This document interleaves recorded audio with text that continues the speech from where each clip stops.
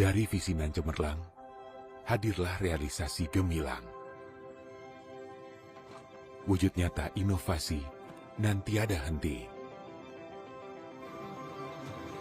Menjadi terdepan di kancah energi terbarukan dunia. Membina budaya kinerja yang mumpuni sejak 2 dasawarsa hingga kini.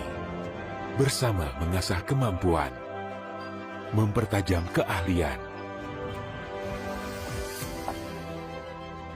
menggali potensi energi baik di bumi pertiwi, bersama talenta terbaik bangsa, melestarikan kekayaan hayati, meningkatkan harkat hidup sesama, membuka babak baru, guna persembahkan daya yang memberdaya bagi Indonesia. Dirgahayu, Star Energi Geothermal, bersama kian bercahaya. Please welcome back to the stage Bloomberg's Meg Szabo.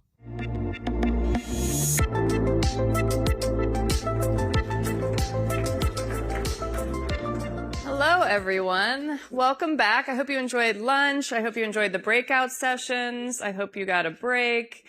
And thank you for coming back.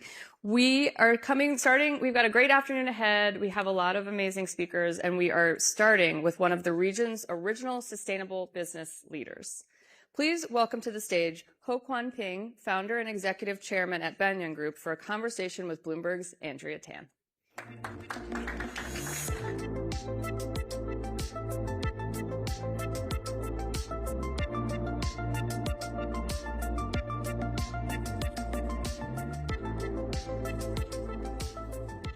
This is the biggest chair I've seen for 2 people. Good afternoon and welcome back. KP, we've got the post-lunch session, which means that our audience have their stomachs full and eager for a lively discussion. Or for a nap. Well, I hope it's the former. All right. Well, over the weekend, I was prepping for this panel. I came across a tip on the art of conversation, and it said, do not ask about the weather. But I'm going to break that rule and ask it anyway, because with me here, I have the world's best badass grandpa. So, how's the weather? I noticed you made that reference to badass grandpa simply because I told you that I'm tired of being called wise or legendary on behalf of my age, and that my grandkids called me badass grandpa. So thank you.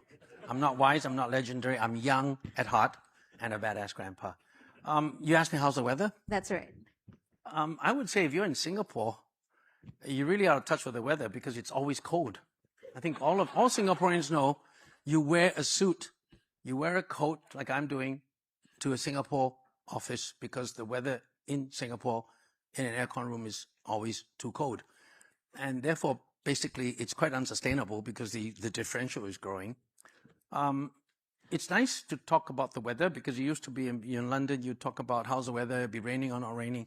So I had a chat yesterday by Zoom with my colleagues in Europe, and it was really one of, well, is it 45 degrees or is it only 43 degrees? And I just came back from Finland, jokingly and not half jokingly, I might be looking for a tropical beach resort in Finland. I was asking my colleagues in Italy last night where they're going for holiday in the summer, and they're going to Iceland. Not Greenland, because they don't particularly want to be part of the United States, but they're going to Iceland. And I think that says it all. Climate change, in my view, is no longer about mitigation. It's actually about adaptation. And I think on the more serious side, I think the world is at a tipping point. I truly believe, perhaps with the advantage of a broader perspective due to age and so on, I think the history is going to record that the second quarter of the 21st century is at a tipping point of unsustainability. All the indicators of sustainability in the broader sense of sustainability, not just climatic sustainability, but political sustainability, economic sustainability, social sustainability. I think all these indices are pointing to a perfect storm. And I think the next second quarter of this century, we are going to see a kind of catalytic upheaval that the world has not seen for a long time. Wow. Doom and gloom for post-lunch. Now, it's so extreme weather. It's not just about making small talk. As you talked about, it's becoming a very serious threat to lives, property, and making everything more expensive. How are you at Banyan Tree factoring that into, the properties that you own, that you build, the architecture? Leave aside. We in Banyan Tree, I guess we started on this journey, what people now call sustainability, way before the word was ever coined. And in fact, I find it ironic that people are using the word sustainability today to refer to largely environmental sustainability. Because I think the whole value of the word sustainability is in the definition of the word. How long can it last, right? That's what sustainability means. And I'll put it really in a way that has reference to us. My wife had actually put it out there at one of the conferences that she had said, I would prefer to be a 500-year-old company than a Fortune 500 company. Of course, I was there and I said, I want to be both. But, men are greedy. But what I meant about sustainability is it's about longevity. And if it's about longevity, it's not only the climate that determines it. Your summit is called the Sustainable Business Summit. Right. Well, what is sustainability in business? Is it only about carbon emissions? What about financial sustainability? We're seeing the financialization of the global economy in a really unsustainable way. The way private credit is going crazy, the way SPACs have gone, the way public equities markets are going. We're looking at political sustainability. I mentioned to you that we've seen 6 prime ministers in the UK in 10 years. Liberal democracy is becoming unsustainable. So we have to take that in a larger context, because we also operate in a geopolitical world. But on the simple part of environmental or climatic sustainability, at least I have decided, while all my colleagues still are doing everything we can in terms of climate mitigation, I've decided that my priority is no longer mitigation. My priority is adaptation.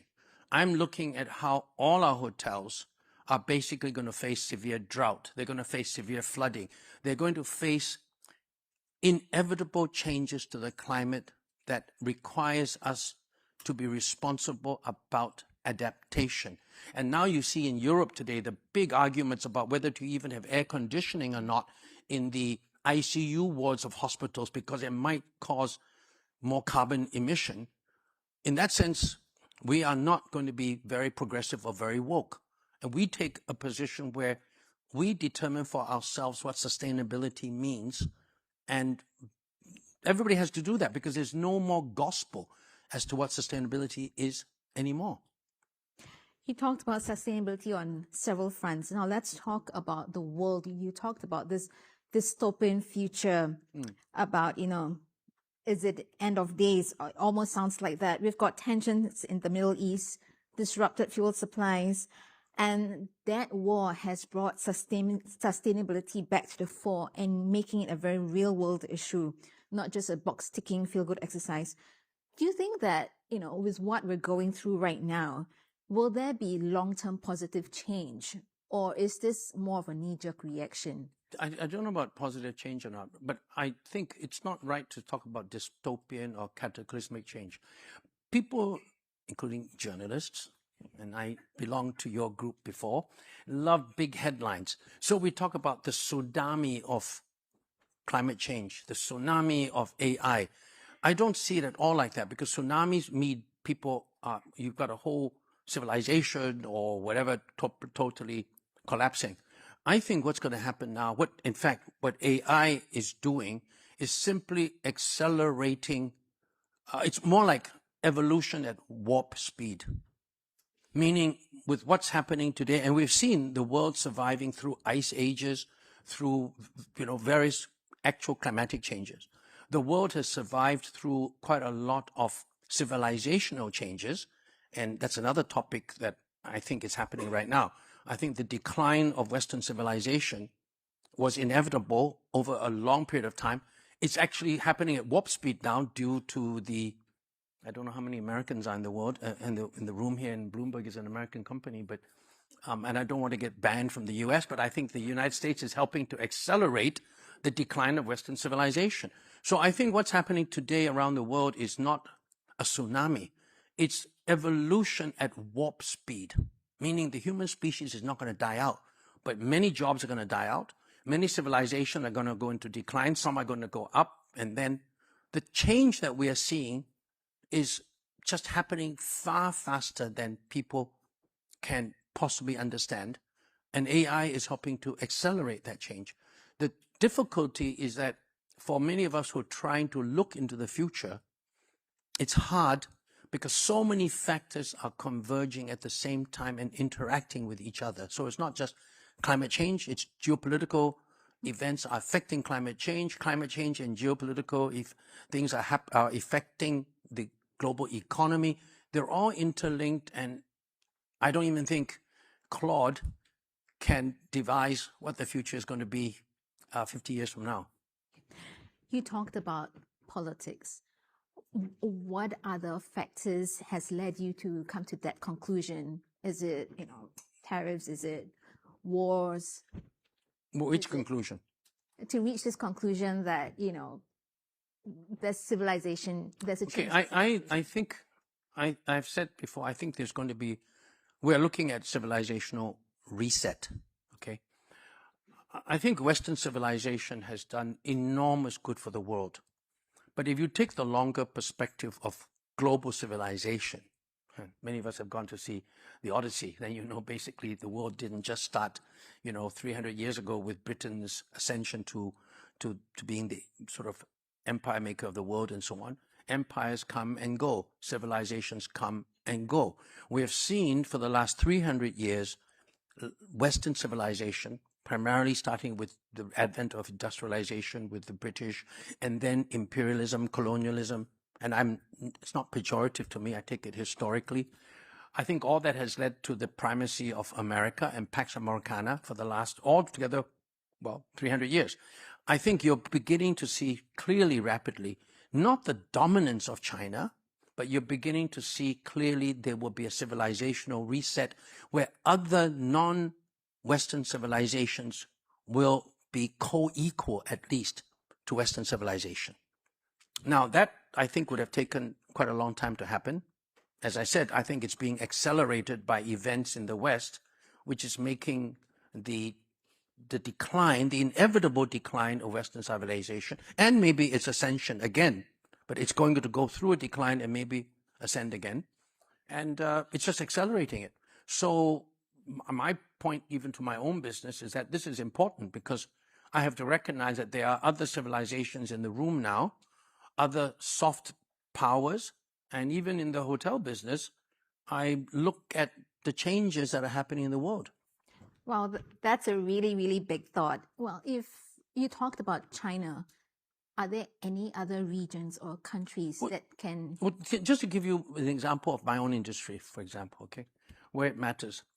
I have long said since 20 years ago that even in terms of what I see as civilizational reset and changes, that you would see the rise of what I call rainbow tourism. Rainbow tourism because for the last, 100 years since then, and if you look at the history of tourism, tourism actually started when the British started going to visit their district officer children in the empire, right? And then it started from there. And it was always, for a long time, one direction from the center of the world, which was Europe, towards the far east or the far west, because Britain was the center of the world. And it was always in one color, white. And now you're beginning to see rainbow tourism. You're seeing yellow people, brown people, black people, pink people, all becoming rainbow tourism. And that is going to accelerate. I mean, if you put it in a more sort of geoeconomic terms, of course, you're seeing the rising middle class, younger middle class around the world beginning to grow and so on.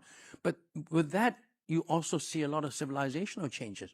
The whole pattern of behavior, people's yearning for different types of experiences. So my whole point has been what's happening in the global world outside, which seems very, what Singaporeans would call very cheem, isn't really that cheem. It does affect your own business. You talked about this rise of rainbow tourism, and you, KP, are the OG Mr. Sustainability before that even became a term.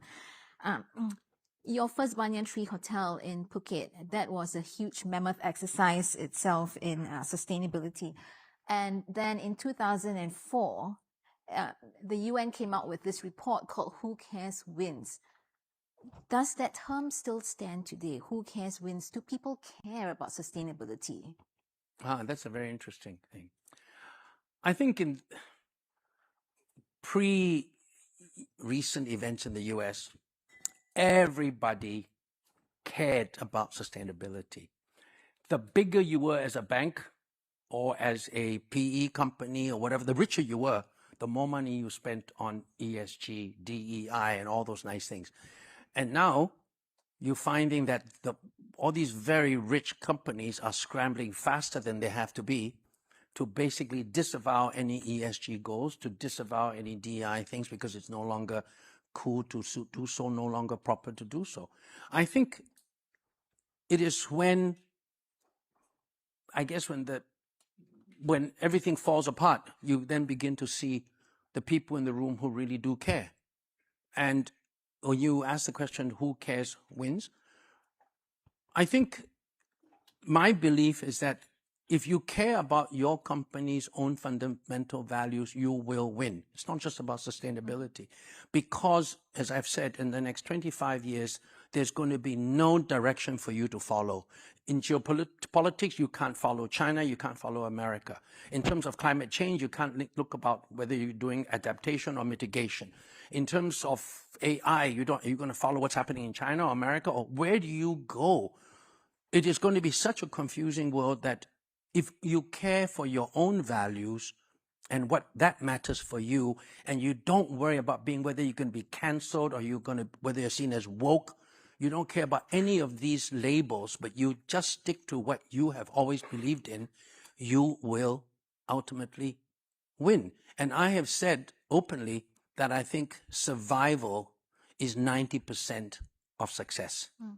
And I do still believe it today, whether it be the species, animal species in the world, or it be a human being, or it be a company, survive first. And the only way to survive is to believe in your own instincts and your own direction, and not take guidance from what seems to be the flavor of the month. Well, I'm going to say very boldly that enough people do care. I mean, look at the audience here. They care. You care. Not very many, unfortunately. Well, we'll try and make it happen. All the consultants out there, I feel sorry for you, because all the businesses that were there going for ESG and so on, they're all now saying it's uncool to be following ESG and so on. So now, I mean, everybody who believes in it, some people are going to have to change careers. Some people who really do believe in it have to stick to your guns. And it's not going to be easy to stick to your guns, but essentially there's no other choice. If you just follow what's the latest trend, I don't think you're going to last very long. Well, let's look at your share price. Banyan Tree did really well last year, went up like 80%. So clearly that was a winner. This year it's down about 12%. Do you think that's... Our share price is, I can't say very much. We're doing quite a number of things now to probably fundamentally restructure the company.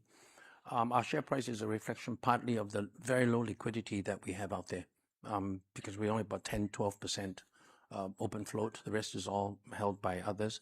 It's partly due to the fact that the company is very difficult to understand. We're not totally asset light. We're also asset light, asset heavy, and so on.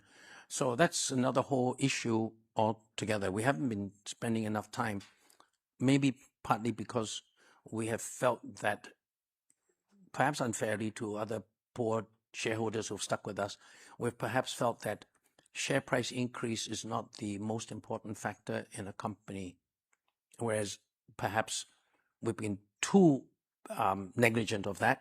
On the other hand, I think the world is also looking at places where share price increase is the only indicator of success, which has led, of course, to extreme short-termism and so on.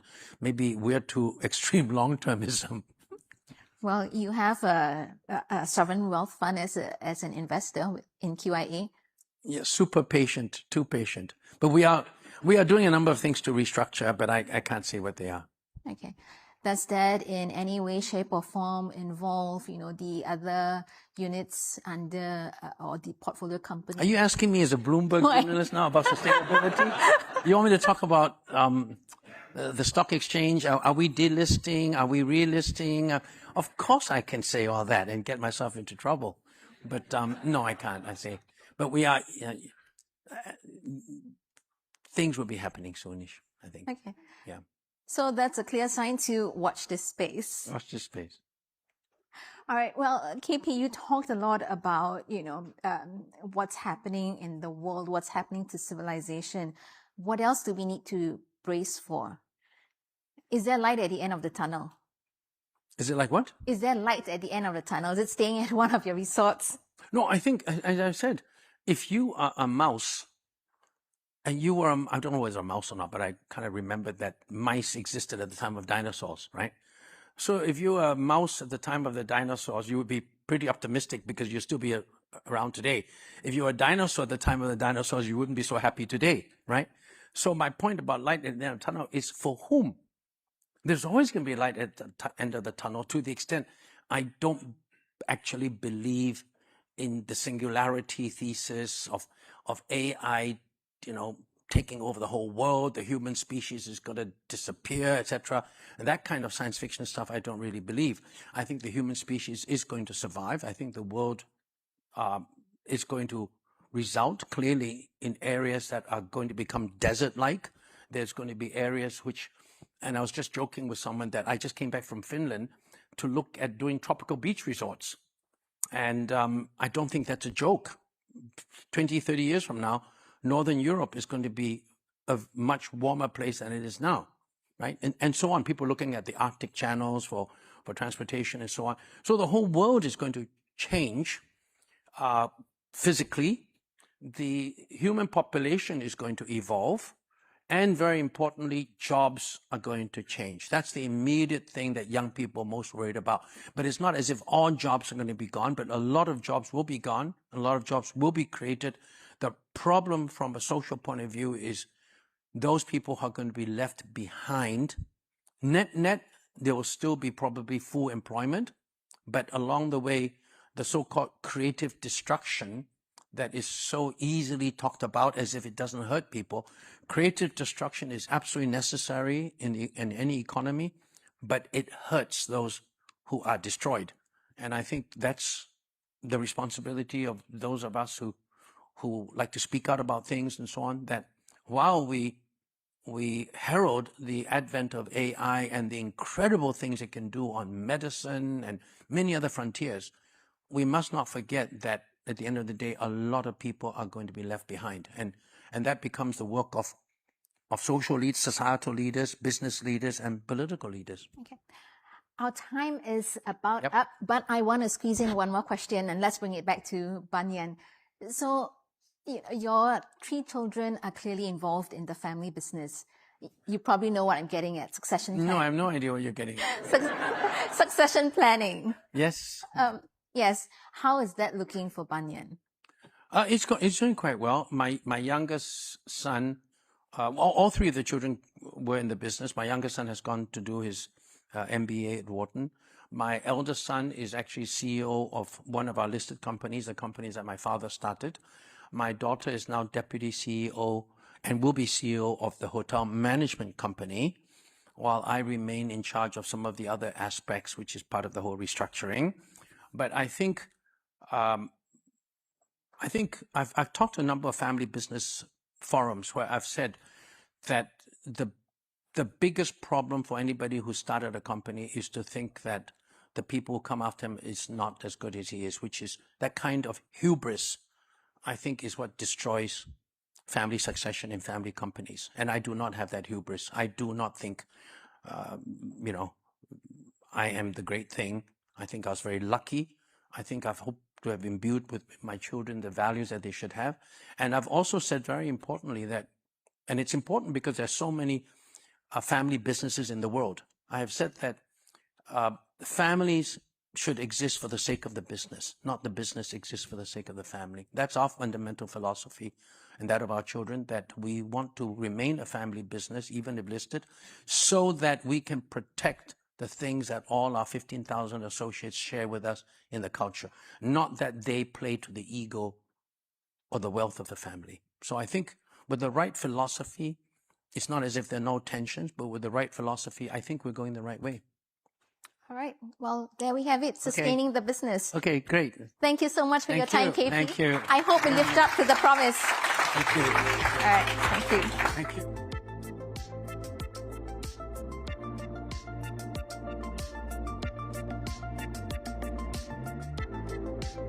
Please welcome to the stage Mongkhol Jandakaew, founder and CEO at GeoAgni, Tulika Raj, co-founder and CEO at SunGreen, and Zhaotan Xiao, co-founder and CEO at Method 8, for a conversation with Bloomberg's Lily Pike.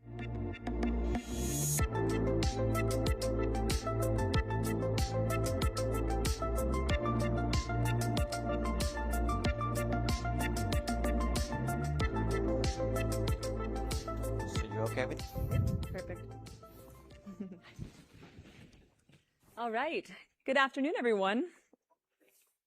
So an exciting afternoon so far, and I want to keep that energy going here. We've been talking about a lot of the broad challenges facing the region, whether that be AI, as we just heard about, or the moral imperative of decarbonization, of course, the near-term threat of securing enough energy with the Iran war. But I'm very excited today to now dive into some of the nitty-gritty solutions to those challenges with these 3 founders here, who've been rolling up their sleeves to pioneer new technologies as those solutions.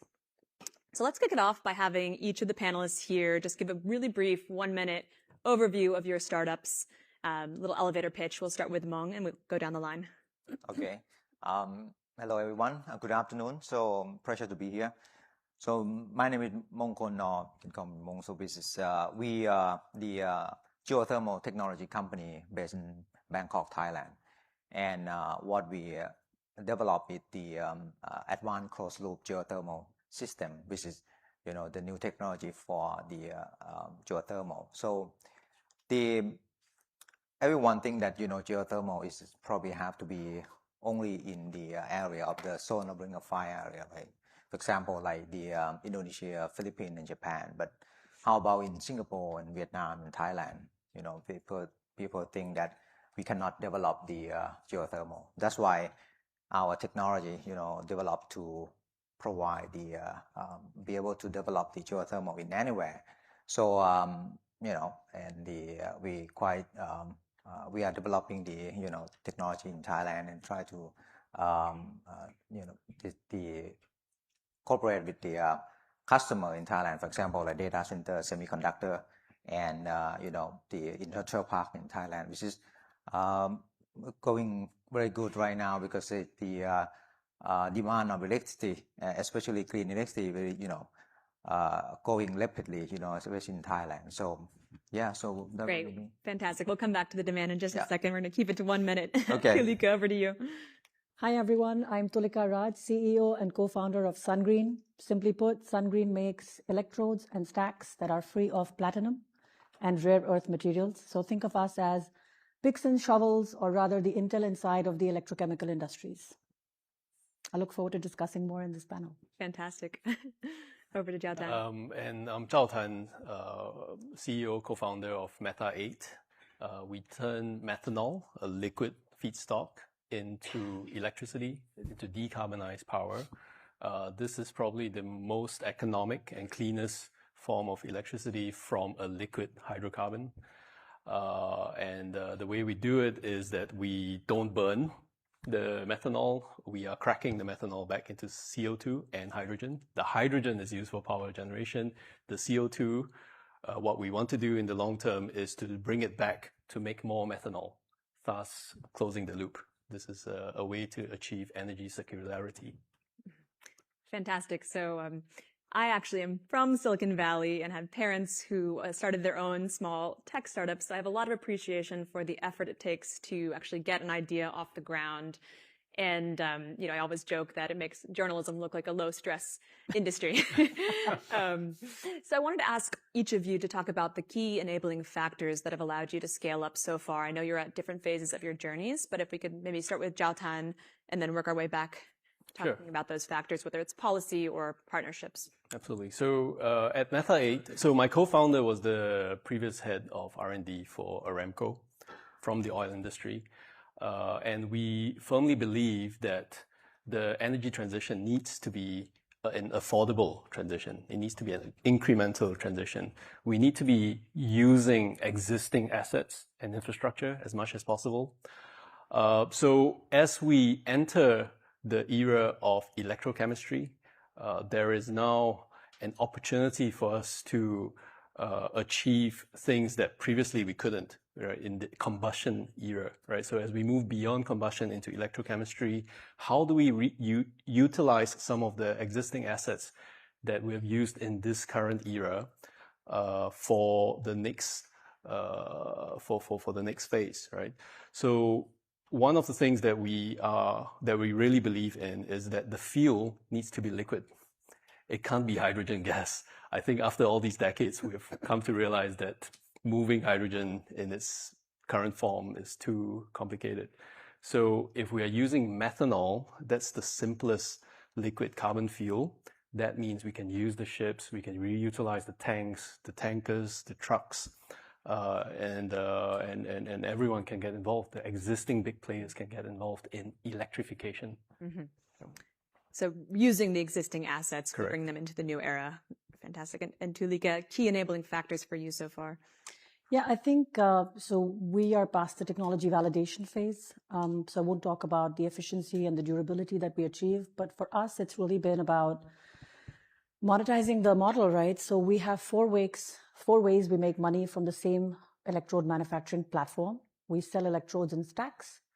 We also supply our stacks into other manufacturers' systems under their own brand. We toll manufacture other people's catalysts into nano-fused electrodes. Ultimately, we also look at licensing. So for us, this capital light model which doesn't entirely rely on a manufacturing-driven approach, has ultimately allowed us to both de-risk and start scaling up the technology. And Mong, I know you spoke a little bit about policy in Thailand. I wonder if you could speak about that and whether it's enabling your business growth.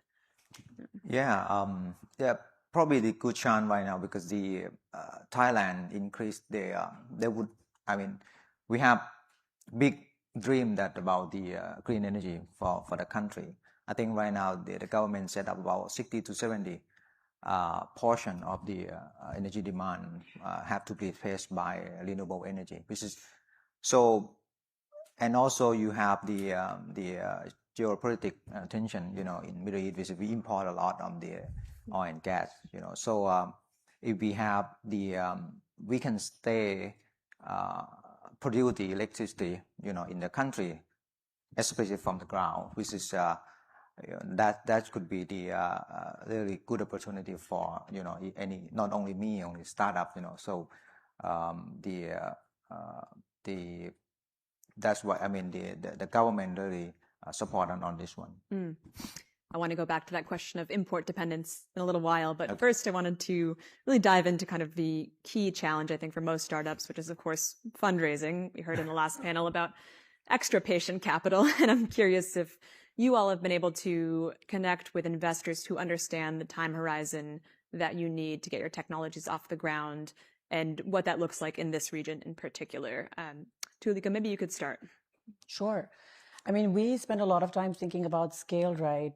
We already have we have investments up to the tune of 10 million Singapore dollars, and we have set up our first facility, which can do those first few thousands of electrodes. Beyond that, we really are, and we're able to triple that, right, on a shift pattern alone. But beyond that, we look at, and we are currently evaluating setting up 10x scaled up manufacturing, let's say, for our electrodes right here from our home base of Singapore in a close by manufacturing location. That would probably get us to the tens of thousands of meter squares of electrodes capacity, which roughly put in industry terms means we can supply a few hundreds of megawatts of projects. Beyond that, we don't really look at manufacturing to gigawatt. For us, the model is to license. We are following the Denora model. The electrode industry has, for 50 years, been licensing and generating royalties. So we are not betting the company on outbuilding China. We are rather betting the company on out-licensing them right here from our Singapore base with manufacturing next door. And Zhaotan, I know you won a big award recently, if you could talk about that. Yeah, so we only started the company last year, although the founders are all quite experienced. And we had an interesting start by being the winner of the Livability Challenge this year. This is an annual decarbonization competition by Temasek Foundation. So we won a few $1 million to start the company and to build a prototype in A-Star. It is very exciting. We are very honored to win it because it's 1,500 applications around the world.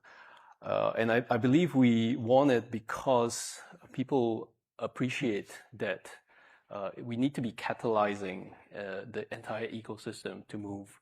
And our solution is that missing piece to bring the oil players into electrification. If you put yourself in the shoes of the oil industry, it's completely missing out on electrification. Oil has nothing to do with electrification. Oil is for transportation. Our technology enables these e-fuels projects in the big oil companies to get involved and be producing electricity at the same efficiency as LNG CCGT. This is a no-brainer for all the oil guys to get involved. And it's all about moving liquids around, right? Moving liquid methanol and then moving liquid CO2 back to make methanol again, right? So we think this is a viable pathway for the big boys to get involved and achieve energy circularity, which is also energy security.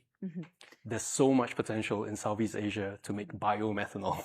By the way, all this biomass waste should be turned into biomethanol. Yeah. And so do you think that will look like more strategic partnerships going forward, or how would you get involved with the traditional players? Absolutely. So we're having conversations with the national oil companies in the region, Malaysia, Indonesia, And it's very clear that these guys are going into biomethanol productions. These were decisions that they made prior to the Iran war. Now, after the war, this is a no-brainer. We should be doing 10 times, 100 times more of this. And our pitch to the CEOs is very simple, right? Whatever methanol you're producing, please don't burn them. Instead, if you give it to us, we can extract 2 times more electricity out of that than burning. This is the future, right? There's an opportunity, there's a real opportunity to catalyze this whole ecosystem to move. So I think this is what we're working with. So if you think about it, if we're in Malaysia or Indonesia, right, and we're working with these big players, they are making the methanol. They own the EV charging stations. They own the assets. They own the trucks. They own probably the methanol production, the e-methanol loop as well. So our job is actually just to catalyze and get this whole infrastructure going. And then we will figure out other ways to monetize our technology. And I think, Zhaotan, if I may jump in, what Please, you're really referring to is that mutual commitment that comes with these deep Yes. strategic partnerships, right? We think of it pretty much the same way as well, Lily. For us, what we see is that when we're entrusted with someone's catalyst formulation under NDA, or if we're supplying our stacks into another manufacturer's system, these are mutual commitments for long-term partnership and success. We are really looking at supporting the partner in the sense that we are bringing something to the table that they may not be able to source elsewhere, critical mineral-free supply chain, for example. That efficiency and durability that our electrodes and stacks allow them to achieve. But at the same time, they're bringing that pathway to the market, that route to market, as well as that volume. Right. And we really think of them as partners, strategic partners, as partners for the journey, because ultimately it's not just about offtake. It's really about bringing together that long-term vision. Right. Mong, I want to come to you, but first I want to inject a statistic here to just kind of lay out the challenges that climate startups writ large are facing, and these 3 are navigating them quite well. But there was a stat that I saw that last year was the 6-year low for climate investment in tech startups in Southeast Asia. And so I'm curious, Mong, in Thailand, have you been able to find partners that you feel like can help you get to that next stage of growth despite that discouraging stat? Yeah, it's quite difficult. I mean, come back to your question, like the most challenge to me, I think the climate tech is not the inventing technology, I think it's the finance to the commercial, the first scale.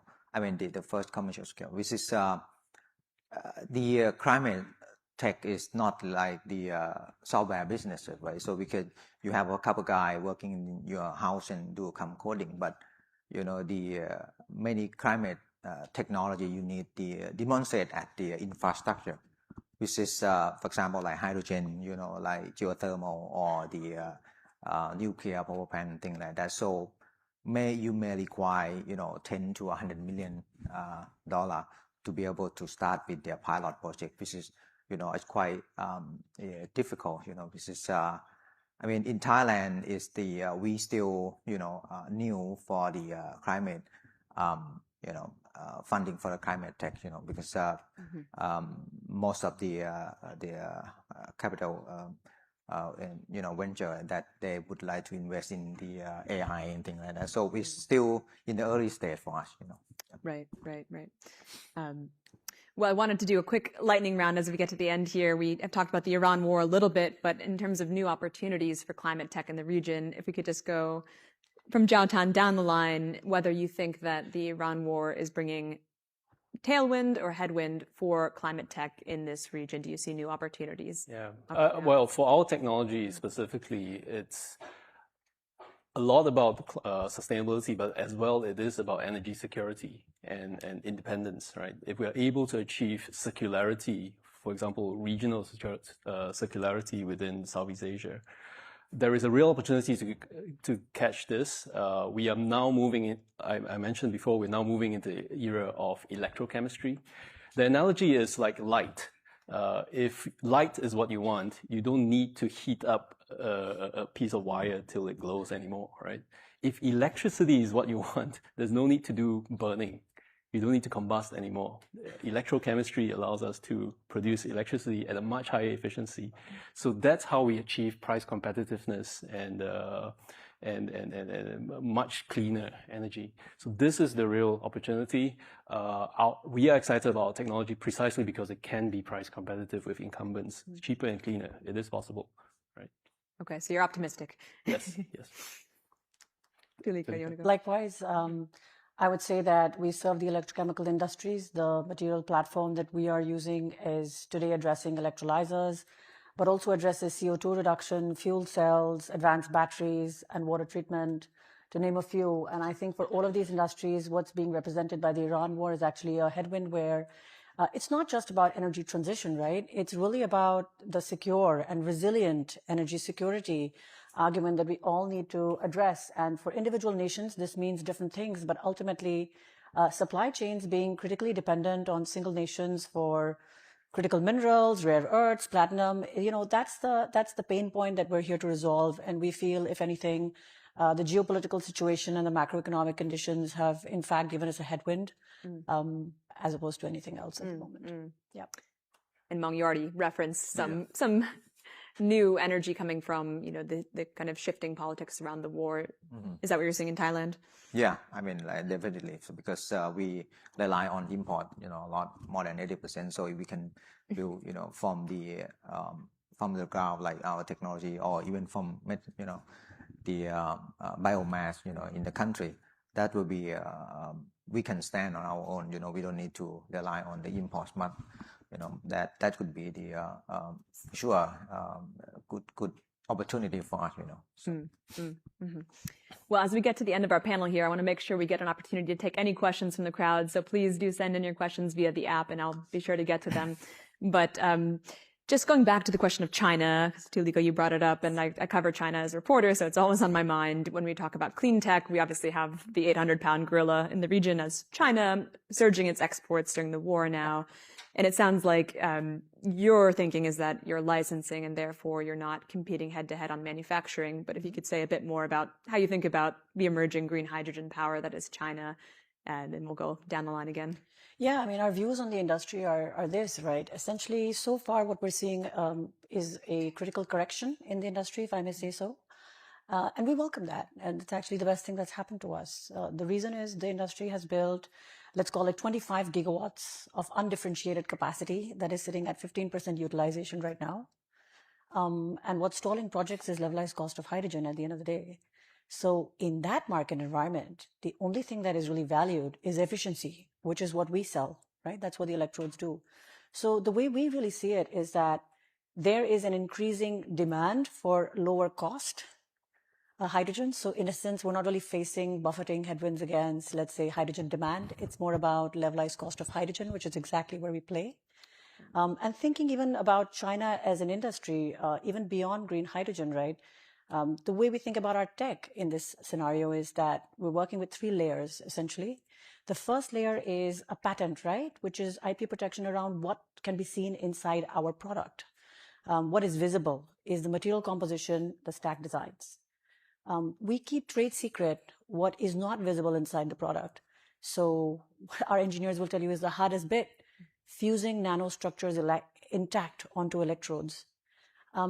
And we're compounding that, right? With the qualification lead in terms of field hours and commercial deployments, we have put our electrodes and stacks now into megawatt scale installations, proving that point about efficiency, not at lab scale, but at commercial scale.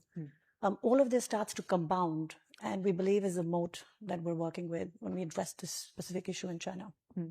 Fantastic. Well, I just want to do a very quick final round here where we do maximum 3 words about what you feel you need to scale up next. So I know it's a big challenge, but whether it's funding, government policy shift, strategic partner, perhaps we could start at the end and work our way back. Zhaotan, 3 words.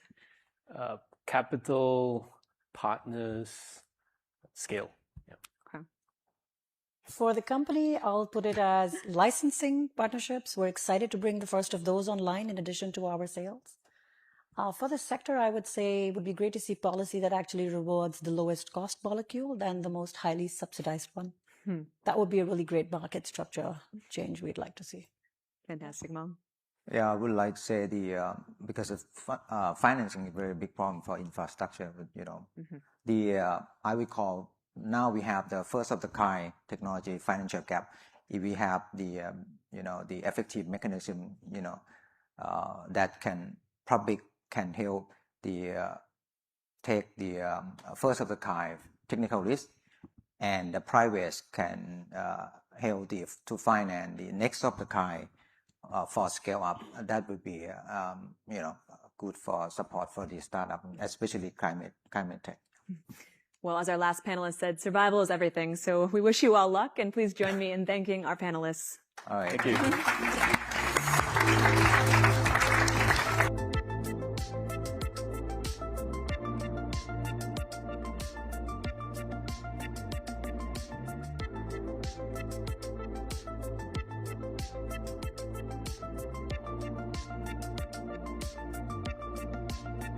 Please welcome to the stage Caroline Chua, Asia Pacific Energy Transition and Trade Specialist at Bloomberg NEF.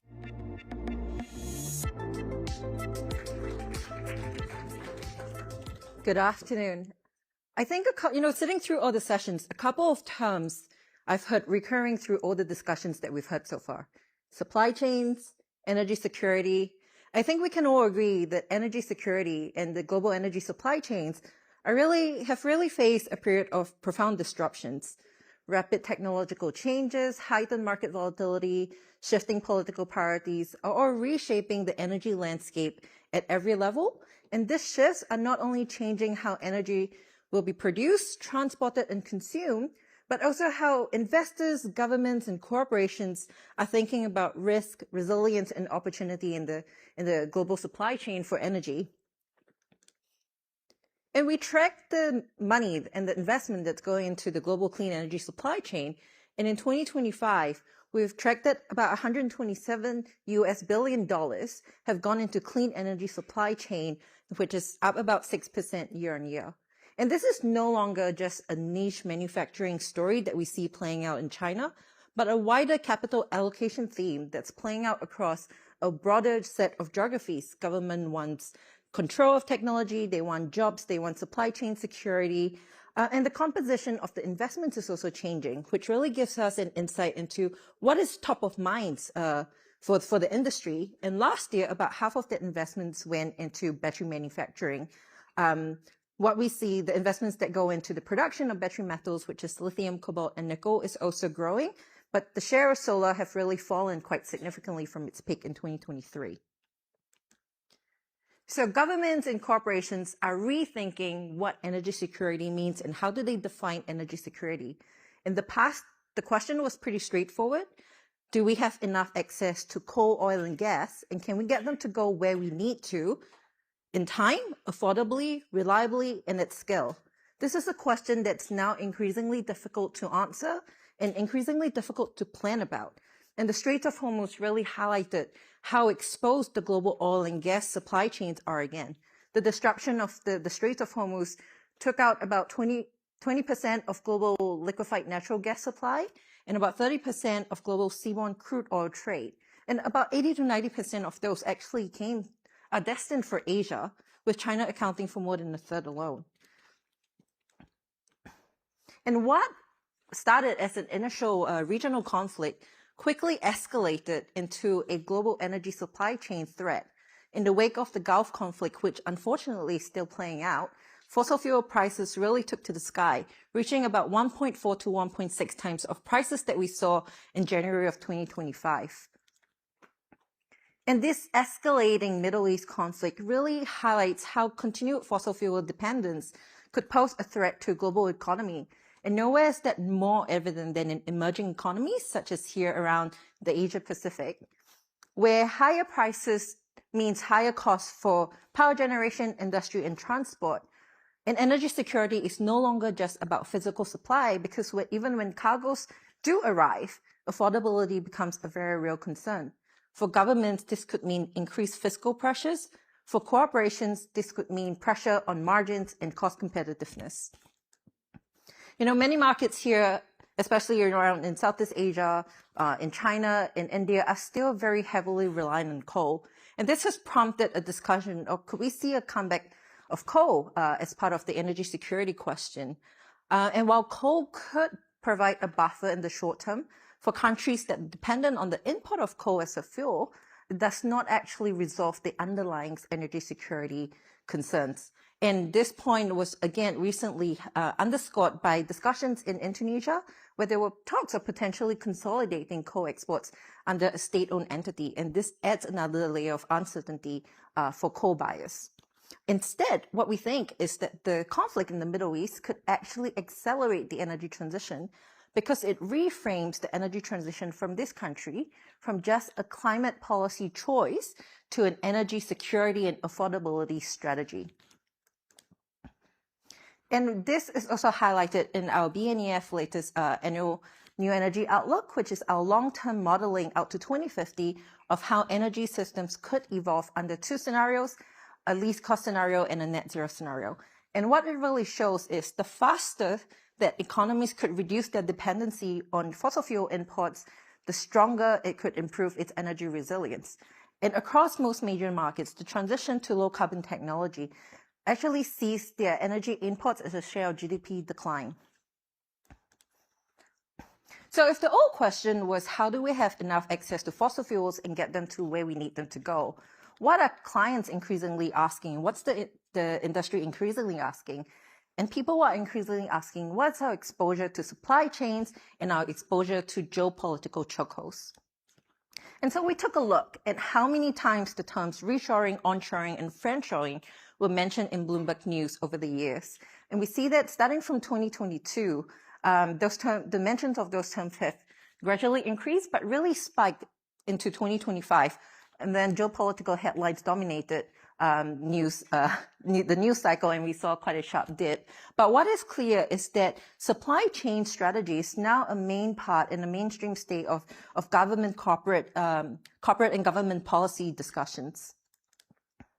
We also see this in the increased implementation of protectionist trade measures, such as trade tariffs on equipment or product that are imported, or other form of trade pressures, such as the European Union's carbon border adjustment mechanism. To be very clear, these are two very separate mechanisms. Trade tariffs are implemented to encourage domestic production and to level the playing field, while the EU CBAM mechanism seeks to address emissions and carbon leakage. But what this means is that it matters now where a product is produced.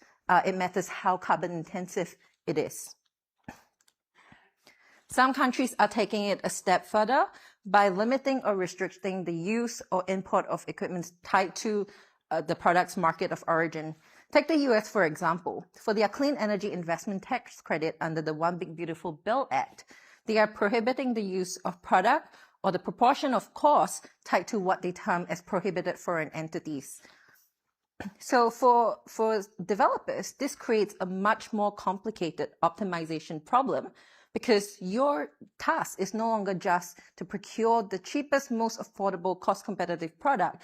We now need to know where this product is made. Could it affect our chances of getting tax credits? Would the ownership structure of the factory that produced this create any risk for us in the future? And the restriction of Chinese products in some markets are already reshaping global trade flow by redirecting supply to emerging markets where demand for affordable clean technologies continue to rise. And we see that China's export for lithium-ion batteries, electric vehicles, solar and wind continues to boom across emerging markets as their exports to developed markets starts to shrink. At the same time, despite the surge in policy attention, we see that onshoring efforts across markets such as the US, Australia, and Europe have actually been slow to materialize. Projects have either faced cancellations or delays as they face cost and demand realities. And while localization can increase energy security, it can create jobs, it can create domestic manufacturing capabilities, there is a trade-off in that it can also raise near-term deployment cost. And we have two examples here. BNEF estimates that to produce a solar module in the US and the EU remains quite substantially more expensive than producing one in China or Southeast Asia. And Italy actually provides another clear example. In their solar auction, the implementation of the European Union's Net Zero Industry Act, where they exclude projects that were using Chinese-made products that were made in mainland China or made by Chinese-owned firms, led to an average weighted bid price in that particular auction round that was 17% higher than a previous solar auction held within the same year, but without their restriction. And the trade-off becomes even more persistent due to this global overcapacity that we're seeing, be it battery cells across the entire solar value chain. Current operational manufacturing capacity is more than sufficient to meet 2025 demand already. And what we see is that even though manufacturing capacities outside of China continues to grow, cost, supplier debt, skill continues to favor incumbent supply chains, and these are advantages that are very difficult and challenging to move. So China's dominance in the supply chain still remains, and that's a reality that will be difficult to change in the near term. And the last question that people are asking as well is, do we have access to the metals and critical minerals that we need to build the future energy systems? Under BNEF New Energy Outlook long-term scenario modeling, again, we see that there will be massive deployment of these transformative low-carbon technologies.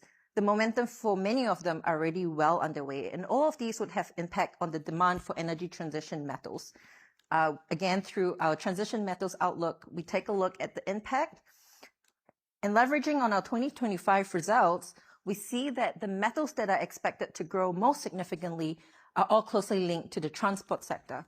So demand for lithium, graphite, rare earth, manganese are all expected to triple by 2050 because EVs need these for their batteries, they need the rare earths for the magnets. And again, if we look at the refined supply chain of these metals, we can see China's dominance clearly shows through. We track 11 energy transition metals, all of which are exposed to significant supply chain risk, which was defined as if the top producers controls more than 30% of global supply. And all but one of these refined supply is dominated by China. And of course, this has prompted a lot of response from governments all around the world. Governments are coming up with policies, with partnerships such as the US-Australia Framework for Critical Minerals. Australia, Brazil, Canada, and Tunisia, South Africa together hold some of the highest concentration of these critical minerals. And these 5 markets have together provided about 45 billion of financial and fiscal incentives in order to spur additional supply chain to diversify reliance on China itself. So resource-rich nations are really now asking, what is their potential role in future global supply chains? Governments, corporations are faced with choices. Do they have to choose between, do they remain exporters of raw materials, or do they try to capture more value by processing and refining these materials locally before exporting them? But whatever it is, the question of risk, resilience, control would be one that governments and corporations will need to balance forward. And so I'm really looking for the panel that follows to learn about how we can redesign ecosystems to be more resilient in the future. Thank you.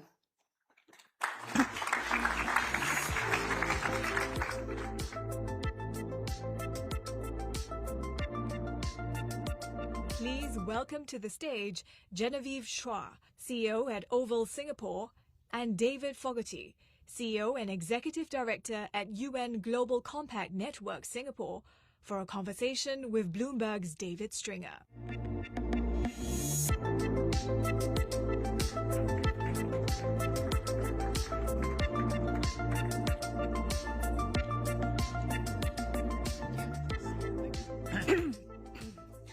Well, thanks to my two guests for joining me. Really fascinating talk there from my colleague at BNEF, Caroline, and a lot, as you can see, related to supply chains. I'm sure that's something that we will tackle in this session. We really wanted to talk in this session about the ways that businesses are building resilience, have built resilience, and that really gets to the core, of what Sustainable Business Summits have been about for years. How do you protect and advance long-term value? Genevieve, I want to come to you first. You have long experience at your current company. You were explaining to me earlier your career there. You've seen a lot of challenges across a whole spectrum, I'm sure. But if we can think about sort of maybe one important example of a challenge that your business has identified as a risk and a resilience risk, and how you've gone about handling that and dealing with that challenge. What would be one key example? All right, thank you. So certainly I've been facing a lot of challenges over the 36 years that I've been in this industry. So it's physical, it's economic, and also internal. But if I were to really look at just one example, I think it would be anticipating changes in customer expectations. That's something that affects, many industries. And it's also relevant to this summit, since it's a sustainability summit, because 20 years ago, that's how our story began, our sustainability journey. Sustainability was not talked about in the industry at all. It was not also driven by regulation. But we decided to take that strategic decision to introduce papers that come from sustainably managed forests. So that's like FSC and PFC. And it was something that would not just introduce choices in the market, but also it was also the right thing to do. But what happened after that was that we also invested in the paper and also creating awareness about such sustainably managed forest papers from these sort of areas, and also created workshops and all. And at the same time, encouraged our printers, our customers, to be certified as well. But what happened then was that we had overseas publishers who wanted to print in Singapore, and they wanted to buy certified papers and also to have certified printers to print their books and journals. And the business benefit was that it brought millions of dollars of business into Singapore. So that's something that's, it's about future-proofing your business. Yeah. And over time, of course, that sustainability journey, we've also, along the way, what we've done is that thanks to GCNS also, we started on the recording our Scope 1, Scope 2 carbon emissions through the Low Carbon SG tool. And that, together with all the other initiatives, also helped us to achieve EcoVadis goal, and that secured a 2-year contract from a multinational company. So what this has actually shown me over the years is that resilience really starts before the crisis starts. Yeah. Yeah. And it's really something that you've got to be prepared for the customer changes and expectations. So I think it's doing things beforehand to future-proof the business. Yeah, quite. And David, your member companies range from large to small and across many different kinds of industries. Right now, if you think about current risks, what are some of the most important challenges they're dealing with when it comes to thinking about resilience, and how are they dealing with them?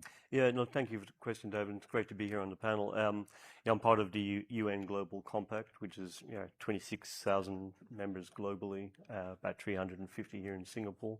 We are cross-sectoral, so we're across every single industry group and so forth. Those who join us tend to be passionate about sustainability, just starting the journey or way down the track on their journey. So obviously it's a challenging time for those in sustainability and holding the fort and really making sure that they're driving business value. And great to be on the panel with Genevieve, is one of our very most progressive members and is really committed to advancing sustainable development goals and really making a difference to our organization. But I think it's no longer about just surviving disruption. It's really about adaptation. It's about being able to compete and create value in a very unstable, very challenging, disruptive world that we're living in. So one of the biggest changes we've seen over the last 2 years is that business risk has really become interconnected and is no longer isolated. So before you looked at maybe climate risk or workforce risk or supplier chain risk, but now they're all happening sort of everywhere, everything all at once. So how do you actually manage that? So we do have different types of membership organizations. We've got smaller SMEs who are just starting their journey. We've got larger organizations. So the larger organizations are really negotiating their supply chain. They're really integrating with their really getting to know their suppliers really well, looking at different models. They're actually integrating risk into their everyday business decisions. So it's not just sort of waiting for a crisis to happen. They're actually looking ahead and thinking, okay, well, how do I manage this? And realizing the world that we're living in is going to be always like this. I don't think it's going to get to a point where, it's just, here's the next event, we'll just deal with it. You have to kind of deal with it all at once. So for larger organizations, obviously they've got the infrastructure, they've got risk teams, they've got, analysts and so forth like that. So they're probably ahead in terms of driving, I guess, better outcomes. It's more challenging for SMEs because they don't have risk teams. They're smaller businesses in Genevieve, you know this. So how do you navigate with that? And I mean, I'd love to think we play a role, and I think your ecosystem and your networks play a role in helping you. So for us, we help with peer group learning, capability building, providing tools to actually help members on their journey. We sort of, okay, here's some of the challenges. How do I start? Here's what's facing me. How can we can do that? And I think, again, with Genevieve, great example of, still training your staff in sustainability, training your staff in AI, understanding your supply chain every day, engaging with your members and so forth. That communication piece really helps build that resilience. So I think that's what we're really seeing, is that sort of, if you integrate it into your business model, you've got a better chance of survival. But it is a new norm. You have to you can't treat sort of these events as sort of, okay, this is the current crisis and then there's the next crisis and so forth. It's kind of, we're in a very dynamic market at the moment. So you really have to build it in, be prepared and build that into your organizational DNA. And people are a big part of that. You need to have the right people and the right talent who can understand the environment that we're working in and actually can, double down on some of the challenges that we're facing, whether it's technology, AI, workforce, understanding your emissions and so forth. You bring that up, and that's a good point. I mean, I did want to ask you, sort of, when we think about the current challenges or the most important things that are on the minds of your member companies, is it supply chains? Is it hazards and risks to physical assets? Is it financing, access to talent? When we think about the resilience challenges, right now, what's the top priority? Our supply chain, I think, is the biggest one that we're seeing at the moment. Is I think the old model is very transactional. You deal with your suppliers, but now it has to be a partnership model. You have to really work with your supply chain and be a bit more collaborative in your approach, a bit more engaging in what you do. I think the leading companies realize that resilience. Your organization can't be resilient if your suppliers aren't resilient. So you need to work with your suppliers to do that. So we're seeing, organizations really investing in the supplier capability, sharing their best practice, improving data transparency, jointly looking at reducing operational costs together. I've just come back from a meeting at L'Oreal, and they're a really good example. They're L'Oreal, they're one of our members. They're very progressive, very well. Rohini, she's great. So rather than dropping suppliers that fall short, as an example, they built like a really proactive partnership model where they select suppliers based on environmental and social issues, but they don't just say, well, you made the cut or not. They actually provide them with the tools and the training to actually really help develop their knowledge and skills to be able to sort of survive in this world. So it's a deliberate shift. It's a very more proactive shift in terms of what they're doing. So it's a really good example of proactivity in terms of engagement, which is needed. And Genevieve, when it comes to your company's relationships with suppliers and with customers, what impact is that need to build resilience having on those relationships? And does it mean there are more difficult conversations to have? Yeah, so, David talked about the supply chain and relationship with suppliers. I think that's so critical. Resilience does, of course, impact relationships, but I like to turn it and say that relationships actually affect resilience. And because it's this very important word, trust. And because in times of uncertainty, right, in a disruption, suppliers would prioritize customers they trust. Customers would also trust the suppliers. Would work with suppliers that they trust. So, for our business, we are a paper and print media supplier. So we are in the middle of the supply chain. It's very important that we have support from our suppliers, the paper mills, and also, of course, the printers and the design agencies that we support. So what I've got a story about this, because what happened is that, which really reinforced why trust in relationships throughout the supply chain is so critical. Because back in 2015, so slightly more than 10 years ago, what happened was that our former shareholder wanted to restructure the European business, and so they were going to close it. And of course, that had ripple effect. Our suppliers got, of course, a little bit nervous. If Europe is closing, is Asia going to be next? So, but while our Asian businesses were fundamentally sound, of course, that got people a bit of the jitters, right? But what happened was something I'll remember always, is that the suppliers continued to support us in spite of the circumstances. And that was not because, it's not because what occurred was really because of the trust that we built over the years. And so, Jennifer, a great example of that was COVID in some respect, wasn't it? Yes, also that. But, in our case... That was a crisis and we dealt with it. And in our case, because there was a financial issue as well. But the thing is that the suppliers continued to support because of the trust and credibility built over the years. And they were able to continue they wanted to continue to supply us, and we were able to support our customers as well. And that's why we're still here today. So that really leads me to this conclusion that really trust is built before the crisis starts. And so that's it's when you really need it, and that's when it's really important. Quite. I guess one thing I'm interested in, Genevieve, is looking at industries broadly. There's been an understandable push for decades, I guess, really to prioritize optimizing for cost, optimizing for efficiency, just-in-time supply chains. All of those, I guess that's been challenged, as you guys just mentioned, by COVID, by other challenges. How do you balance the push and pull factors there? Are they actually in opposition? On the one hand, resilience, and on the other hand, low costs and efficiency. How do you square that challenge in your business? Well, in our case, it's that for us, like I mentioned, that supply chain is really critical.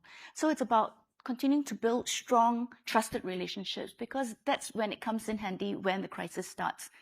So whether or not it was supply chain disruptions, COVID, and there comes times when there are manufacturing shortages and all of that. So that it's at a time when you need that whole ecosystem support.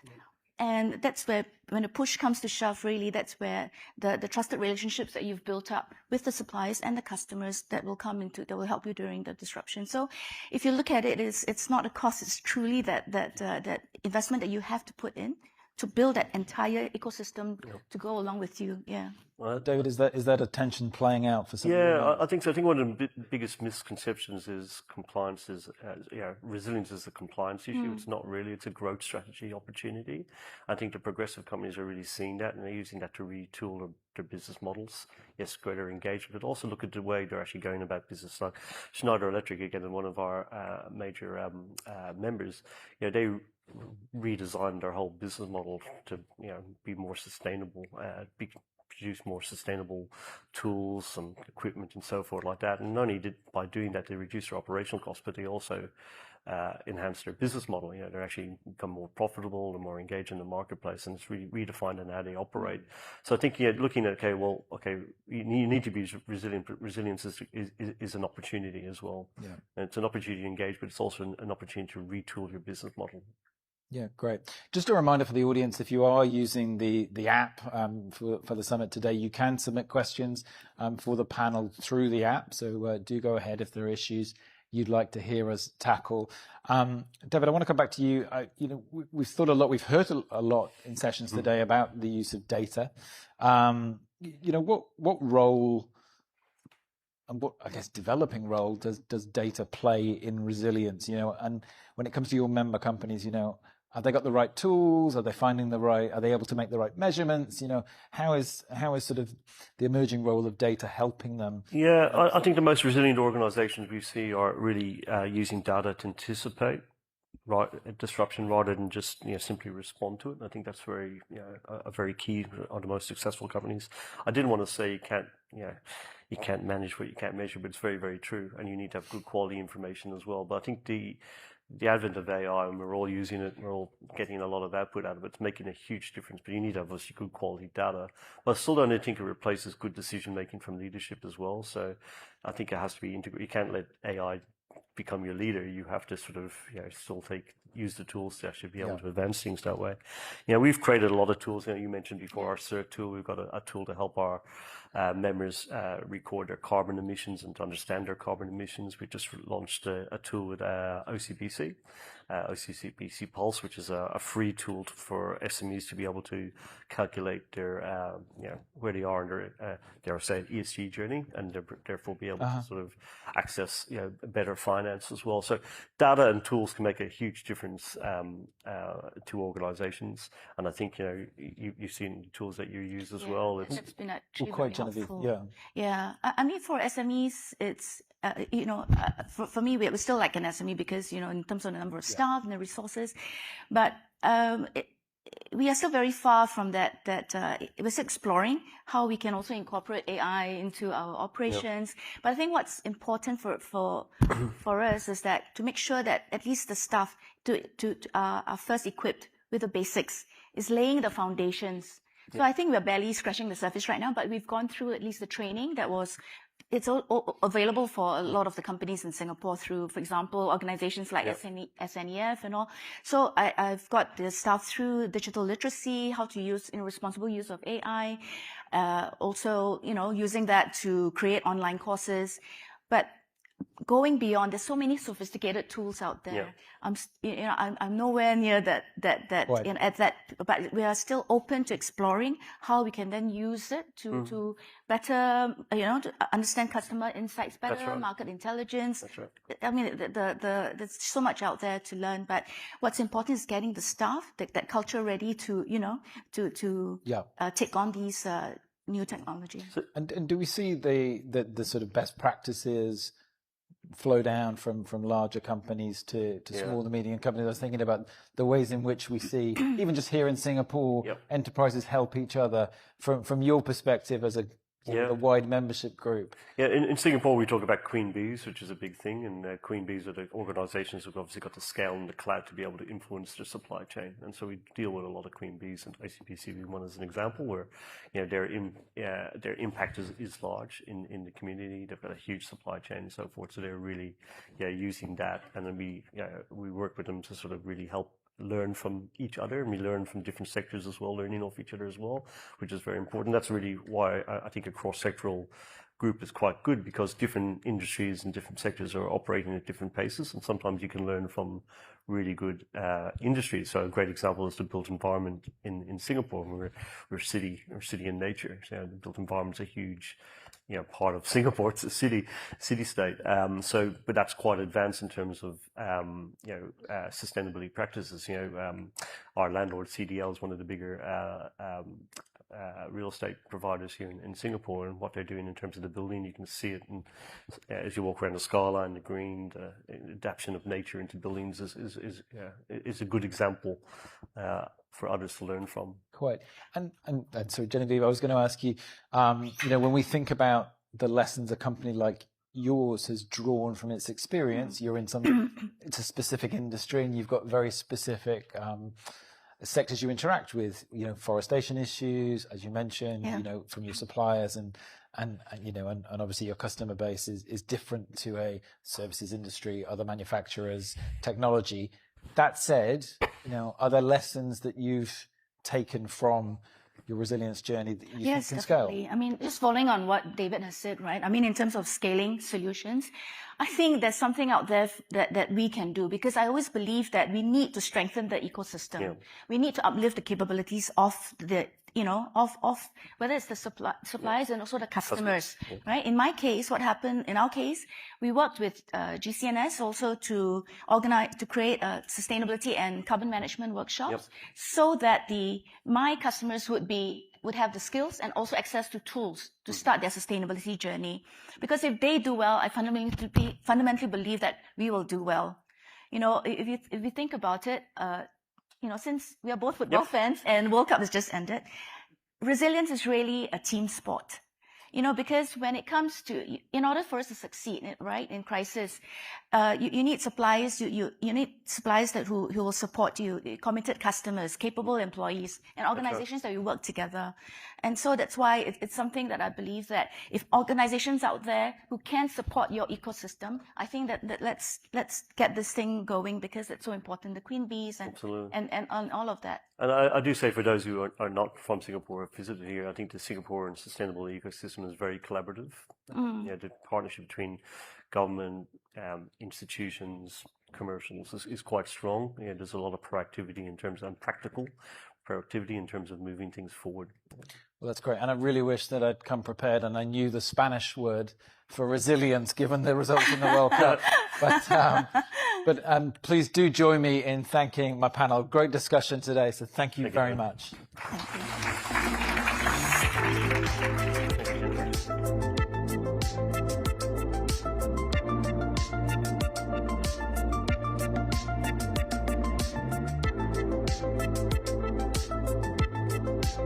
Please welcome to the stage Maheep Jain, Managing Director at Macquarie Capital Infrastructure Principal, Lim Kwang Ming, Chief Financial and Investment Officer at Sembcorp, and Audra Loh, CEO at Clifford Capital Credit Solutions, for a conversation with Bloomberg's Steven Stepczynski.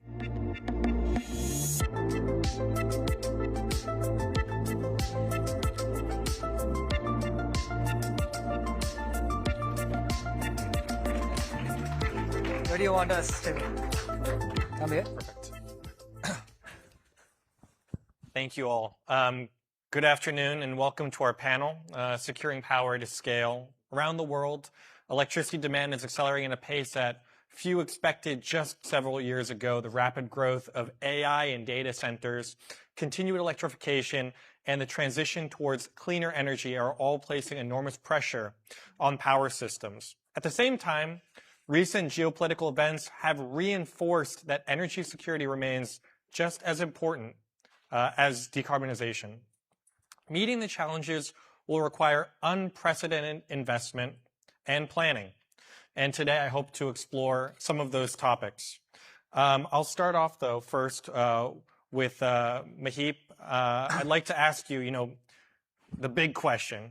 If you had to deploy significant capital into one part of the power system over the next 5 years, where would you put it? Started with the easiest one first. For those who don't know, Macquarie is a large investor across infrastructure globally. We invest across renewables and digital infrastructure. So have a first row seat in terms of what's happening in the market. And one thing is very clear is that the power demand that you're seeing today is just unprecedented in terms of the scale. Over the last couple of years itself, what we have seen is a typical data center, which used to be about 30 megawatt, has now become 300 megawatt, and people are talking about multi-gigawatt single sites as well. And the rise of AI has also made it very energy intensive. A typical chatbot query, would actually require the same amount of energy that you need to light a small LED bulb for a couple of minutes, right? And a large LLM query could run a dishwasher for half an hour. And it's only going one way, right? The adoption of AI, et cetera, is only increasing. And all of this requires a lot of investment across the entire value chain, ranging from generation to storage to the grid transmission side of things. What we are seeing is, when you're doing a large data center site at the moment, you often don't have the grid infrastructure which is available, and that is one of the most critical part of where you select the site and the longest lead item as well.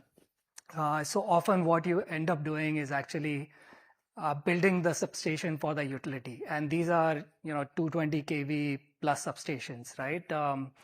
And also building the line to their nearest substation, because the time to market is one of the biggest things that your customers are asking for, the ultimate hyperscalers, et cetera, are asking for. So that is one area where we are seeing lot of investment where demand is surpassing the capital availability and also the capability availability, I should say. The second area that we are seeing is because on the generation side, you cannot build large-scale fossil power plants or gas power plants or nuclear power plants in the same time cycle as the demand. Often the demand is actually met by renewables because that is the fastest time to market and the lowest risk as well. But renewables is not firm, so you need to firm it up. So what we are also seeing is a lot of investment opportunities on the storage side. So just to sum up, I think what we see is, apart from clearly all the utility scale substation as part of the data centers that you're doing on behalf of the utilities, you also need a lot of investments on the storage side. That's what we are very bullish on. And when you talk about being bullish on storage, what parts of the world are you seeing that demand coming from? So unfortunately, at the moment, this part of the world hasn't really become a very, very large a place where you can find a lot of bankable projects. And that has to do with the policy framework, etc., is still evolving. But Australia, Japan, where you can actually play the merchant market, there is enough, the policies, etc., also allow for you to do that. Those are big markets. We're also seeing a lot of storage projects being done in India. But in India, standalone storage investment case still doesn't stack up because of cap on merchant tariffs. So you see them as part of fully contracted renewable plus storage projects that the government is bidding out. Okay, thank you. And just kind of switching gears to Audra, I want to go to you. Many projects still, though, whether it's storage, renewable, they still struggle to reach final investment decision or move beyond early development phases in this part of the world in Southeast Asia. Where are the real bottlenecks today in this region? And we talked about how there were a few bankable projects. What can you do to increase that project bankability, and what can be done to unlock this? Yeah, I mean that's really the age-old question, isn't it? As Maheep was saying, I think over the last 2 years, I think for us as an infrastructure credit platform, we're seeing sort of the same shifts, but obviously from a slightly different perspective. There has been an explosion in the growth of demand of power, very much driven by data centers and now AI computing. And actually what we think could be a potential danger for this part of the world is that a lot of these growth in power demand is coming from developed markets. A lot of data center builds are happening in the US. Obviously, it's a very established market. It's got, very deep capital markets. Investors are comfortable investing there. So I think Asia, in addition to not being able to get themselves off the ground in terms of bringing more bankable projects to the market, is actually risk losing a bit of investor interest because money is just finding better places to invest in places like the US. So that's definitely been a challenge. In terms of what some of the bottlenecks are, it's kind of always been the same issues, right? Within Asia, I think India, in some ways, is a real success story. Their ability to roll out their renewable generation over the last 10 years or so has been incredible. The government has come up with stated goals of, achieving 500 gigawatts of renewable energy, and they're probably already halfway there. And in fact, they've been so successful that, they are finding now it's things like having bottlenecks in the grid that's, not allowing developers to proceed with some of these new generation capacity additions. And so in the rest of Asia, in places like Southeast Asia, on the other hand, I think what we're observing is that there isn't such a clear project pipeline that's been sort of put out by the government consistently. There's always been some U-turns in terms of policy, whether they want to keep to their FITs, whether they come back and relook at what the FIT levels are. So I think this actually sends a signal that Asia continues to be an emerging market, where there is perceived risk, that could be real risk associated with investing in this part of the world. So I think, again, it's an area where governments really need to sort of think about,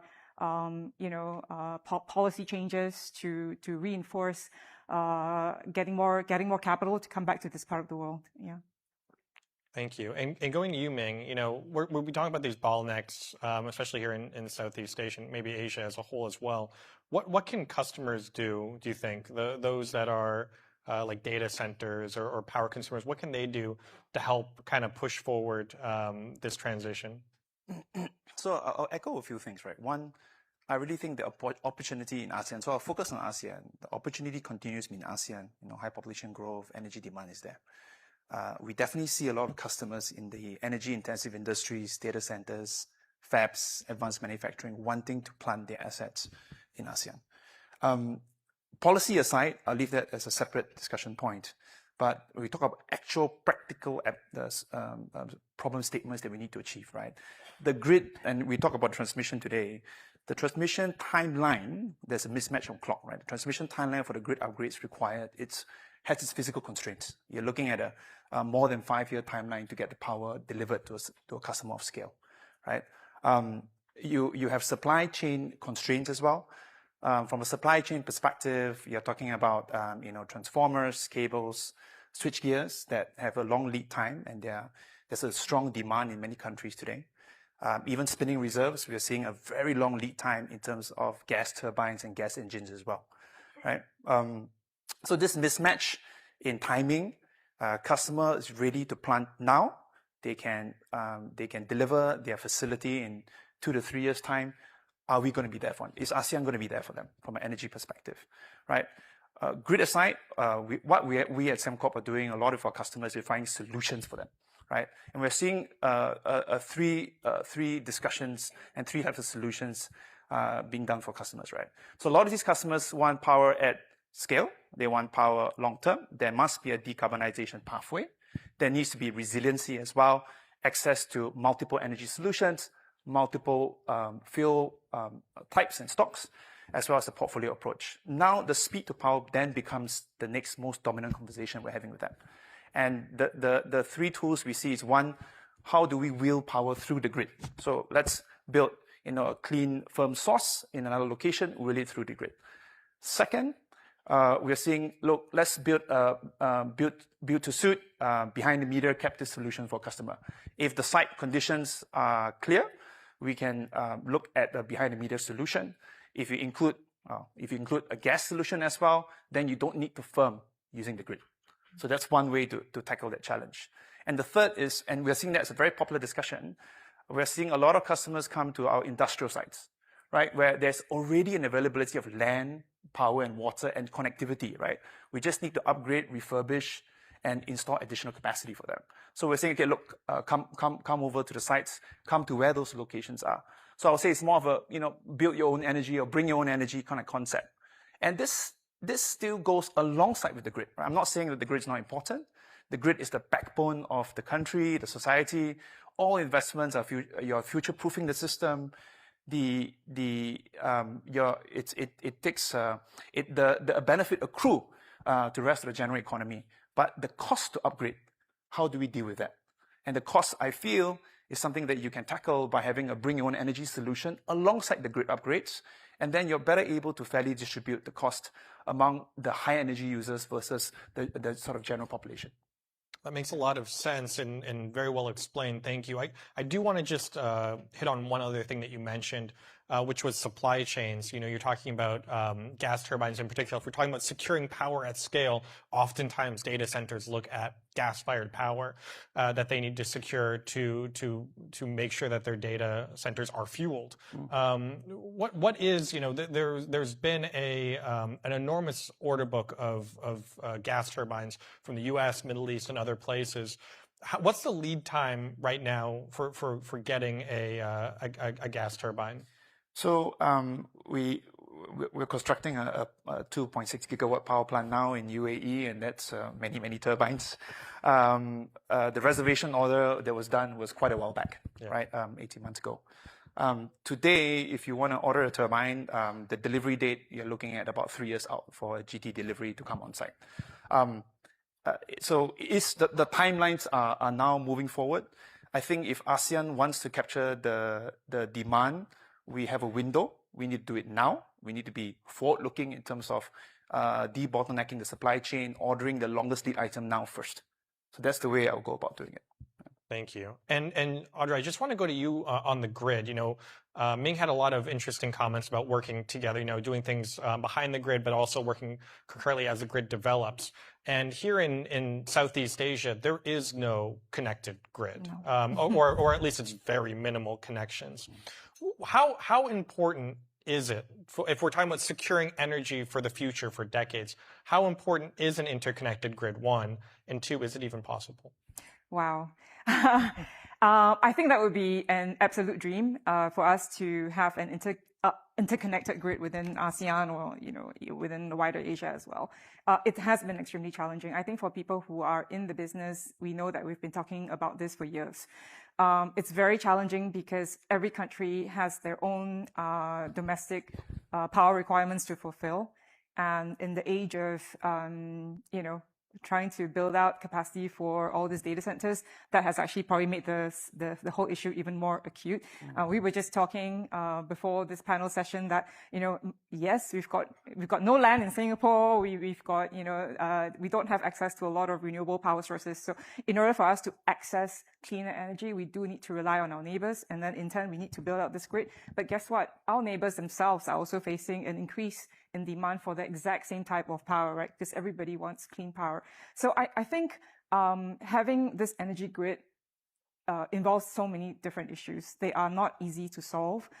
There's a lot of competing demands from the different governments. Should we have it? Absolutely yes, because it's going to increase resilience.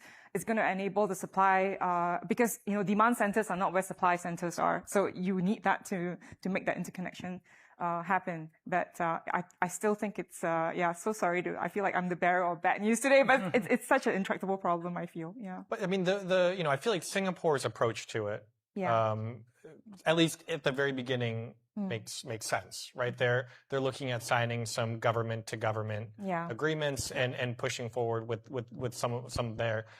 Does that seem like at least the beginning of an approach, the foundation that could build into something larger, or do we need all of these governments to kind of work together more? Yeah, I think it's a very good question. I think we've looked at this issue from many angles. I mean, the way Singapore approached it is just to say that, look, let the market come back with proposals to supply clean energy to Singapore. We do it on a project by project basis. It does mean that every project needs to think about what that transmission line looks like. And perhaps over time with multiple projects, we can sort of string all these together. And then lo and behold, we have an interconnected grid.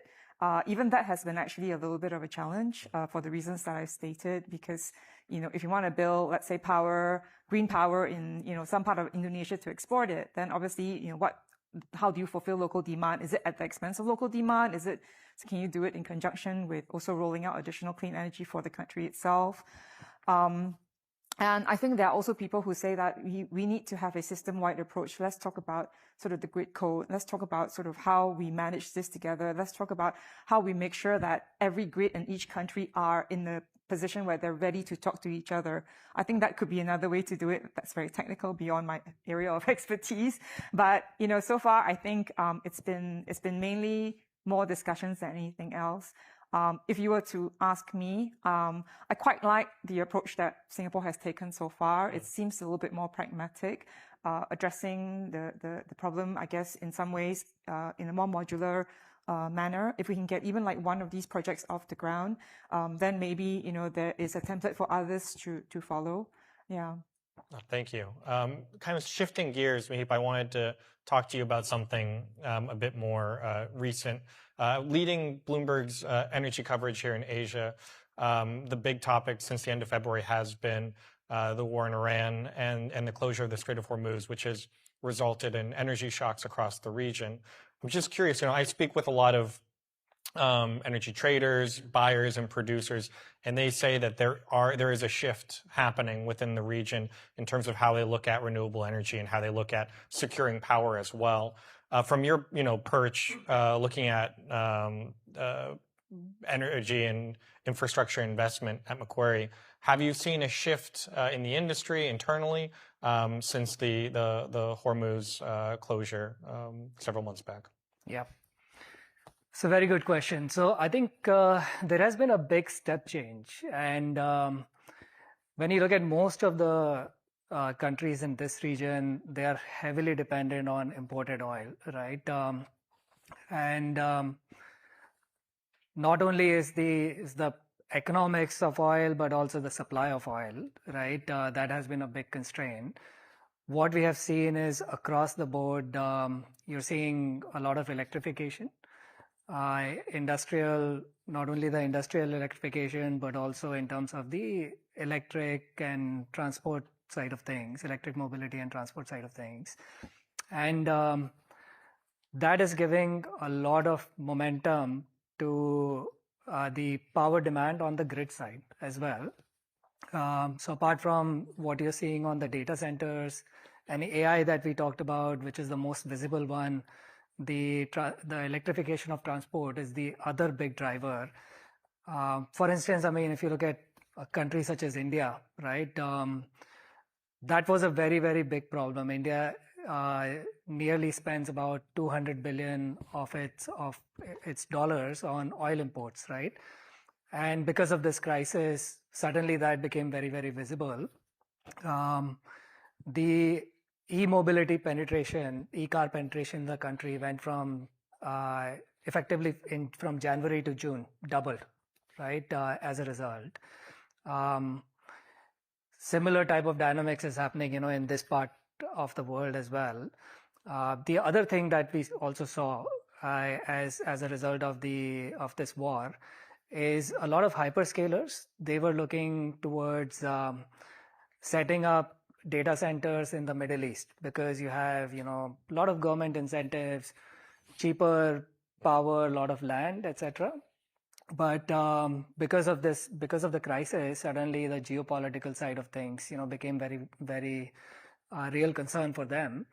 So we are seeing a lot of the hyperscalers actually shifting towards Asia Pacific, Australia and India, namely as the two big markets where they can find a lot of access to power, cheaper renewables.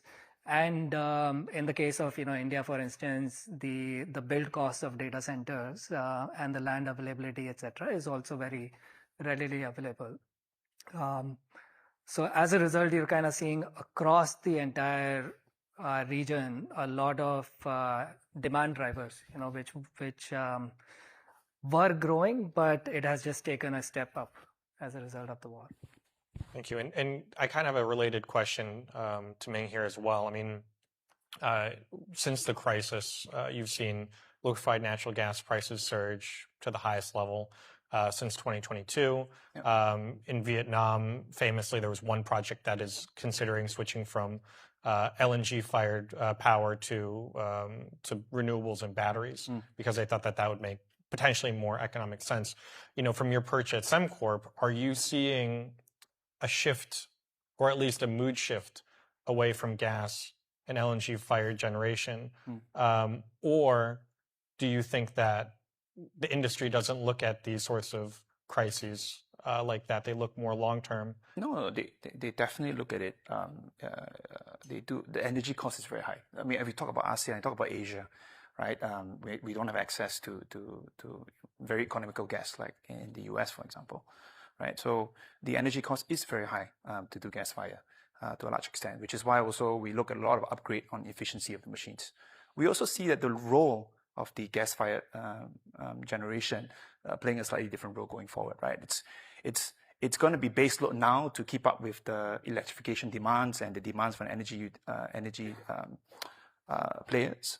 But as the more and more alternative solutions come into the market, into the system, then we will see that the gas fire plays more of a flexible generation framework, right? So as we design our power plants, we're designing it for both a base load running as well as a load shifting and a peaking type play as well. So we're seeing that it continues to play a critical anchor in the power genset system. It's got the spinning reserves as well, which keep the momentum up in the grid, right? But I think I want to take one point here, which is that on the ASEAN power grid, I just want to remind everyone, ASEAN is competing. We're competing in Australia, we're competing in India. We do need to get it going. And I think largely it helps to drive economic activity. I think the question about where the industrial activity should go, I think we keep forgetting, we think that we're competing against each other in the market, but as we build out further in ASEAN market, the supply chain will grow, the economic value will accrete, right? And I do think that there is, from my perspective, as we work on many of these import power projects in Singapore, I do see a lot more coordination and sort of passion from the leaders, political leaders in every country in ASEAN to try and push this forward. So, not as negative, but I want to give it a bit of rah-rah and a bit of hope here that look, it can be done. Yeah, I do think that's absolutely right, because I think that every country does not need to own everything, right? So I think even in this current environment where people are sort of insourcing a lot more instead of offshoring, there is scope for greater cooperation within ASEAN. So I do hope that, your vision of the future is the right one.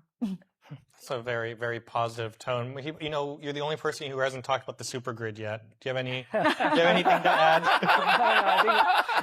I think Audra covered everything. My only advice would be, just get one done, right? Yeah. And then everything else will follow.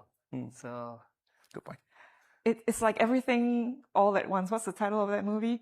Because it's like people are trying to invest to fulfill all this new demand. Some people are still trying to decarbonize. I mean, we are also trying to make an effort to decarbonize by encouraging sort of greater rollout of batteries through blended financing solution.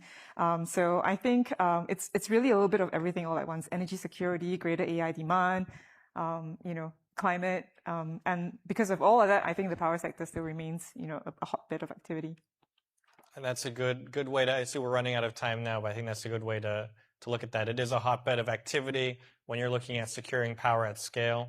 So thank you all for joining me today here on stage. And can I get a round of applause for the panelists here?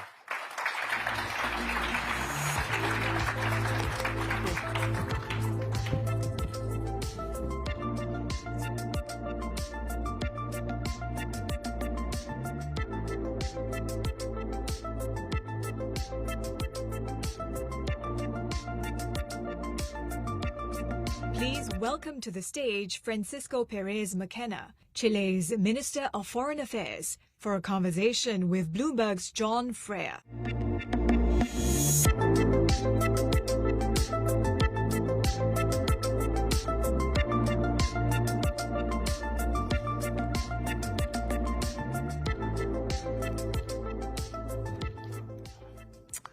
Minister, thank you so much for joining us here for our closing session. The pressure is going to be on you now to sort of close the summit with lots of fantastic, insightful takeaways. But I'm sure you won't disappoint. Thanks, Sean. To be here. So we've heard today a lot about energy security, resilience, investment flows. So I'm looking forward to getting into that. But of course, just to introduce you, I think maybe to the audience, you came to office in March of this year as Minister for Foreign Affairs, serving President Cast, who's of course seen as an important ally of Donald Trump in Latin America. So later on, maybe we can talk about a little bit about regional politics and global politics. But before all of that, you're here at least partly, I know you're going to ASEAN after this, but you're also here partly to bang the drum for this idea of Choose Chile. Can you tell us a little bit about your Choose Chile project? Okay. I mean, one of the missions that I have from the foreign ministry is to help the country recover growth. And this is an old idea that I got from President Macron when I was sitting on the board of a French company some years before the pandemic. He started with a program called Choose France. And one of the things we need to do in the case of Chile is to be able to compensate what we don't get from mining minerals in terms of the rest of the economy. And the key element there is human capital. And we need to somehow push the rest of the economy up.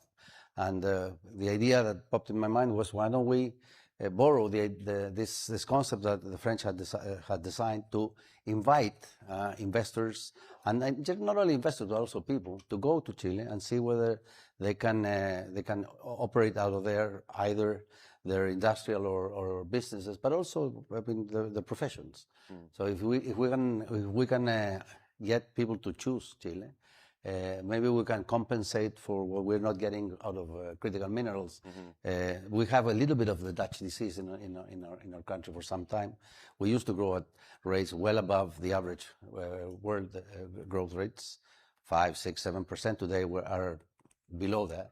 And this has been going on for 12 years.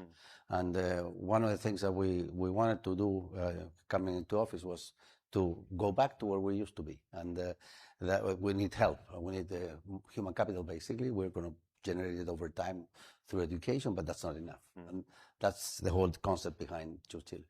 And just very briefly, when people think of Chile, they think of copper, they think of lithium, but what sorts of other industries are you hoping to attract?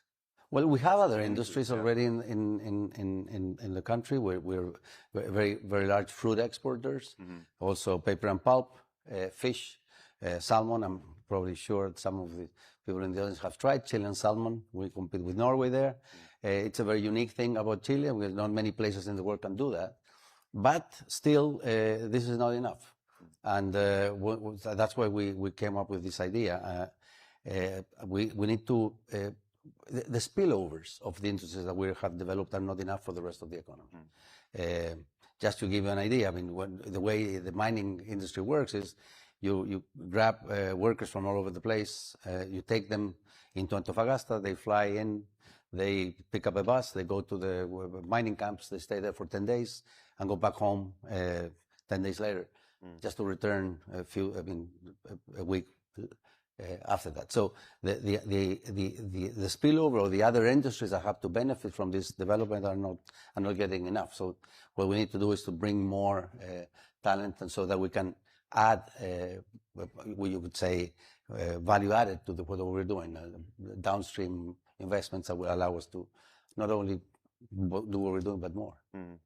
And Japan and in Asia, Japan and China are obviously the biggest investors in Chile. Where do you see this extra investment coming from? Are there particular? Well, our largest investor in Chile is Canada. Actually, the number 2 is the U.S. Japan is also very important. China is not so important in terms of investments. They're our biggest trading partner. They're the most significant importer of our goods. So we trade a lot with China. Around about 40% of our trade is with China. But of course, in terms of investments, the Canada, the U.S., and Europe come first. And as discussed, copper is obviously your biggest export. When you look at Asia, which Asian markets do you think realistically can absorb more of your copper? Now, of course, copper is linked to the energy transition and also to electromobility. So the industrial footprint is very important. So far, probably, if you forecast copper going forward, some people say that 3-4 years down the road, we're going to have scarcity of this mineral. Chile is investing heavily. The numbers are around about $100 billion for the next 10 years. And of course, it's highly concentrated because we need to expand the number of places that are buying copper from us. For that purpose, we need to move away from concentrate and starting exporting refined copper. That implies changing a little bit the footprint of smelters in the region, not necessarily in Chile, but in other markets like Europe, the US, or even Latin America. And probably China will continue to be a very significant client for our copper because of the industrial footprint they have. But as data centers, or as I call today, AI factories start to spread out around the world, well, of course, the demand for copper will be more widespread. And right now, how are you seeing the demand for copper? Very strong. Yeah. Very, very strong. Yeah. The amount of investments that are going into AI and data centers is huge. Of course, that implies energy, and energy has to be transported. The electrons travel through copper. This is the highway from the generators to the places where the energy is consumed, and that's a very, very important thing for our product. So I'd like to talk a little bit about Washington. So you were recently in Washington. That was a couple of weeks ago. U.S. Marco Rubio and other U.S. officials, as you seek to protect your exporters from tariff measures. But what did you take away from those conversations, and how concerned should Chile be about the future direction of U.S. trade policy? I think that one thing that is clear to me is that after COVID, the trust in the supply chain that we have built after globalization was challenged. Probably the way the goods and services were distributed during the COVID period were not in proportion to market shares of demand before COVID. And that generated some anxiety and the need, or the thought at least, that countries needed to be more self-sufficient. And that generated a shift in terms of the production of goods and services around the world. And I think personally that it's a trend that is here to stay. So the globalization will switch to what I call probably friendshoring. And what we're going to start seeing is probably clusters of countries pulling together free market arrangements within themselves so that they can basically compensate for the fact that this global market that we used to have will be more problematic going forward. The last time that this happened in the world was in the 1930s of the last century. It lasted for 40 years. So I don't think I think this time we'll see this trend for a while. So that is why it's so important to travel, to visit our trade partners, to talk to them and to see what opportunities are there that we can exploit so that we can compensate and somehow not lose the efficiencies that we were able to generate through trade in this search for more security. Mark Carney, in his now famous speech in Davos, talked about the need for the middle powers and perhaps also smaller powers to find their allies and to group together in this sort of, shifting world that we find ourselves in. Who do you see as Chile's natural partners? Well, we have free trade agreements with 90% of world's GNP. So we have a very large base of partners. Now, when we look at what we've done in the last 40 years, we haven't changed much our matrix of exports. 40 years ago, we were exporting basically minerals and a few other products. Today, we are, in terms of size, much larger in terms of what we export, but still 50% more or less the same products. What has happened is we have concentrated our client base. 40 years ago, 20% of our exports went to Europe. Today, it's less than 10. 5%, China represented around 5%. Today, it's close to 1/3. So we have the client base there, but we haven't been able to exploit our ability to sell products to them, neither in terms of the diversification of the client base, nor in the diversification of number of products. So what we have to concentrate now is to make sure that we're able to expand our clients and also expand the products we sell them. And for that, we need to start moving, using our feet. Contracts or treaties are not enough. They're just a starting point. So we need to travel more. We need to invite more our friends to go visit us. We need to see where can we cooperate in terms of what they do and we do. And that's a challenge today to be able to do more with our friends. When you talk with U.S. trade officials, obviously we are in the Trump administration is very, very different to the other administrations that have preceded, especially around trade. You were telling me before we came on stage that you studied in Chicago, so you were a student of free markets. But there's a lot of talk about how aggressive this administration is and how difficult they can be to deal with. When you're in a room with them, do you find that they listen to your? Yeah, they certainly listen. I mean, what I know about trade, I learned from them. So I mean, and basically, free trade was the name of the game if you wanted to increase output. That's the most efficient way to do things. The cost of what you produce, I mean, or what you substitute is what you stop doing in order to substitute certain things you're importing. So it comes from inside, and so the normal trend is to say, well, I'm going to specialize in the things I do best, and I'm going to import from you the things that you do best. I mean, I have a trade deficit with the guy that cuts my hair. Why should I care about that? Right. So, and the same holds true because I have a surplus with others, and I don't start cutting my hair to avoid the trade deficit with my hair. So that's the rule, and everybody knows that. Now, on the other end, there was the perception that trade was not fair. In what sense? that you certainly, tariffs were fine. I mean, zero tariffs work perfectly, but there are other things behind the scene that can influence what you are able to import or export. And I think the feeling was that the world was not being fair. And I get that the perception that the U.S. felt that they weren't being treated fairly in the way they were able to offer their products abroad. Now, whether that's true or not, it's hard to tell. But if you look at the U.S. economy, you know that they're basically at full employment. The unemployment is only 4%. So whatever they're not doing in terms of goods, they're doing in services. But if you go back again that's why I think it's so important to go back to the COVID days.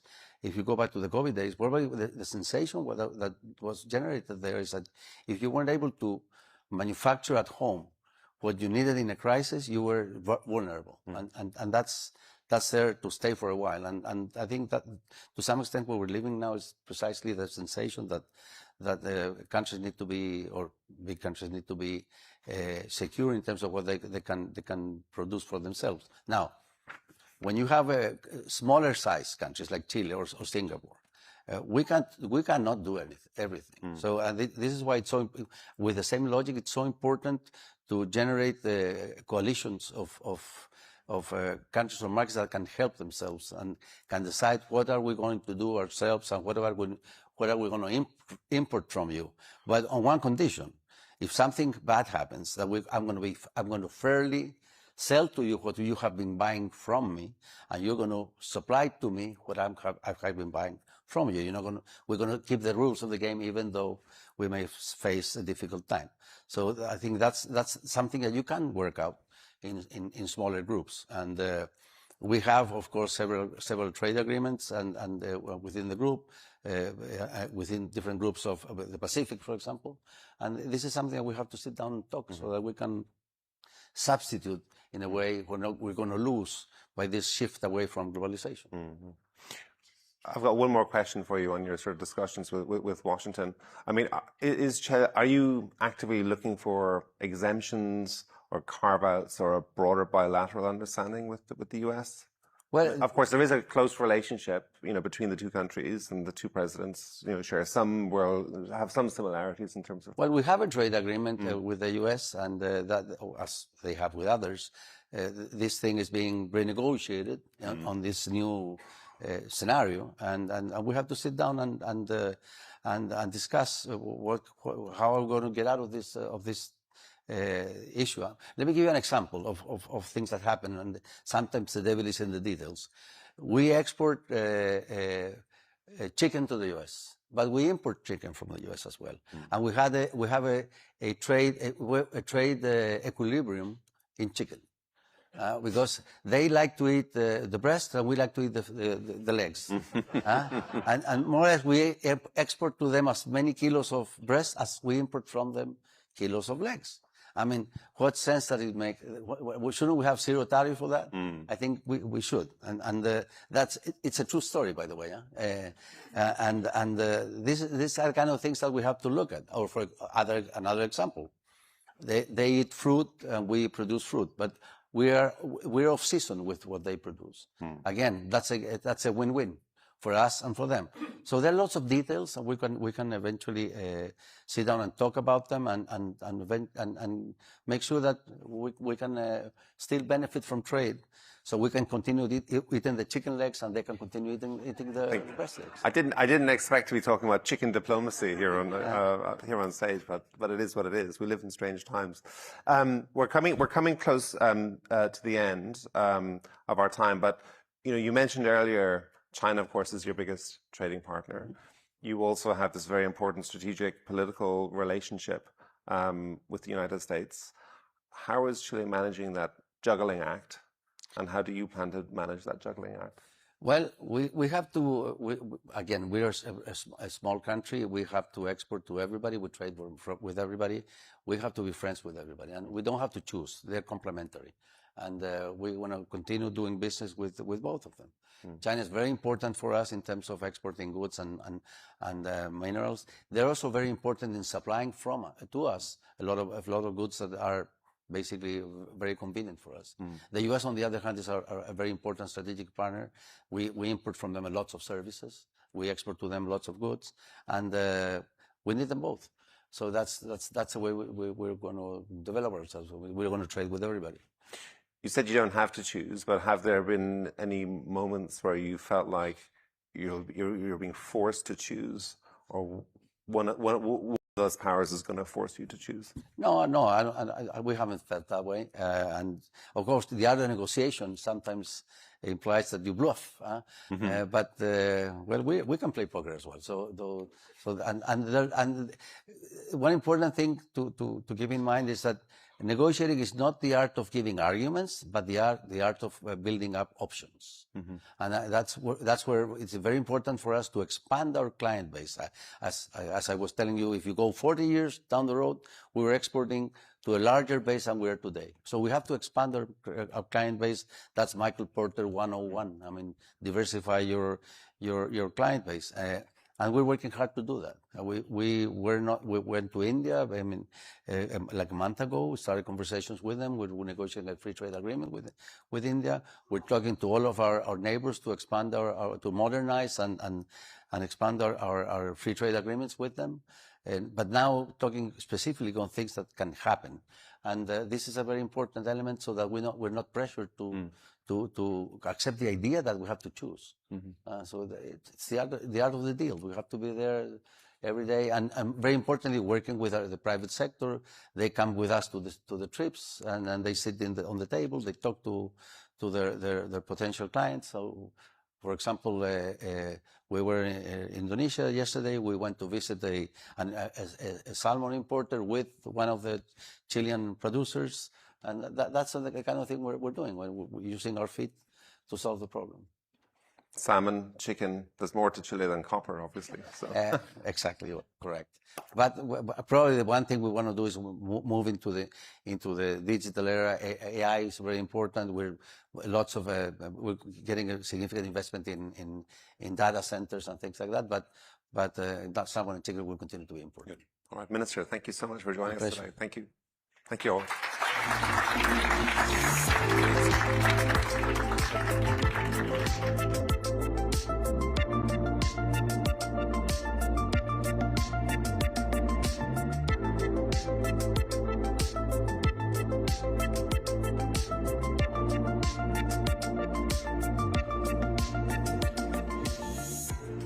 Thank you, John. Thank you to the minister. That was a great session to end on. I definitely will be thinking about chicken tonight.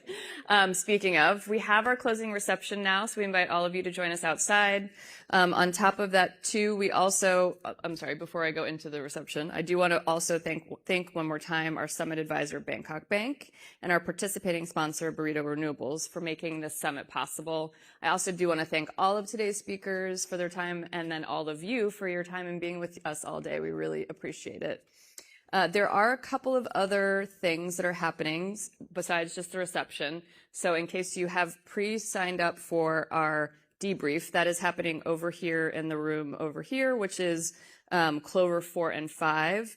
And then if you pre-registered for our workshop, that is over, actually, I'm sorry. Yeah, so that's Clover 4 and 5 over there. And then for those of you who pre-signed up for our APAC Energy Crisis Simulation Workshop, please head over to Clover 7 to the left when you're leaving this room. A couple of other things I did want to just mention. We had our Summer of Sustainability being here in Singapore, but we also will have quite a busy fall. So we will be doing our Bloomberg Green New York event September 23rd during UNGA Week in New York. And then we will be heading to Antalya, Turkey for the COP event, our Bloomberg Green at COP31. So if you will be in either location, we would love to see you there, or your colleagues. You can just find information on those events at bloomberglive.com. Thank you so much, and we hope to see you again soon.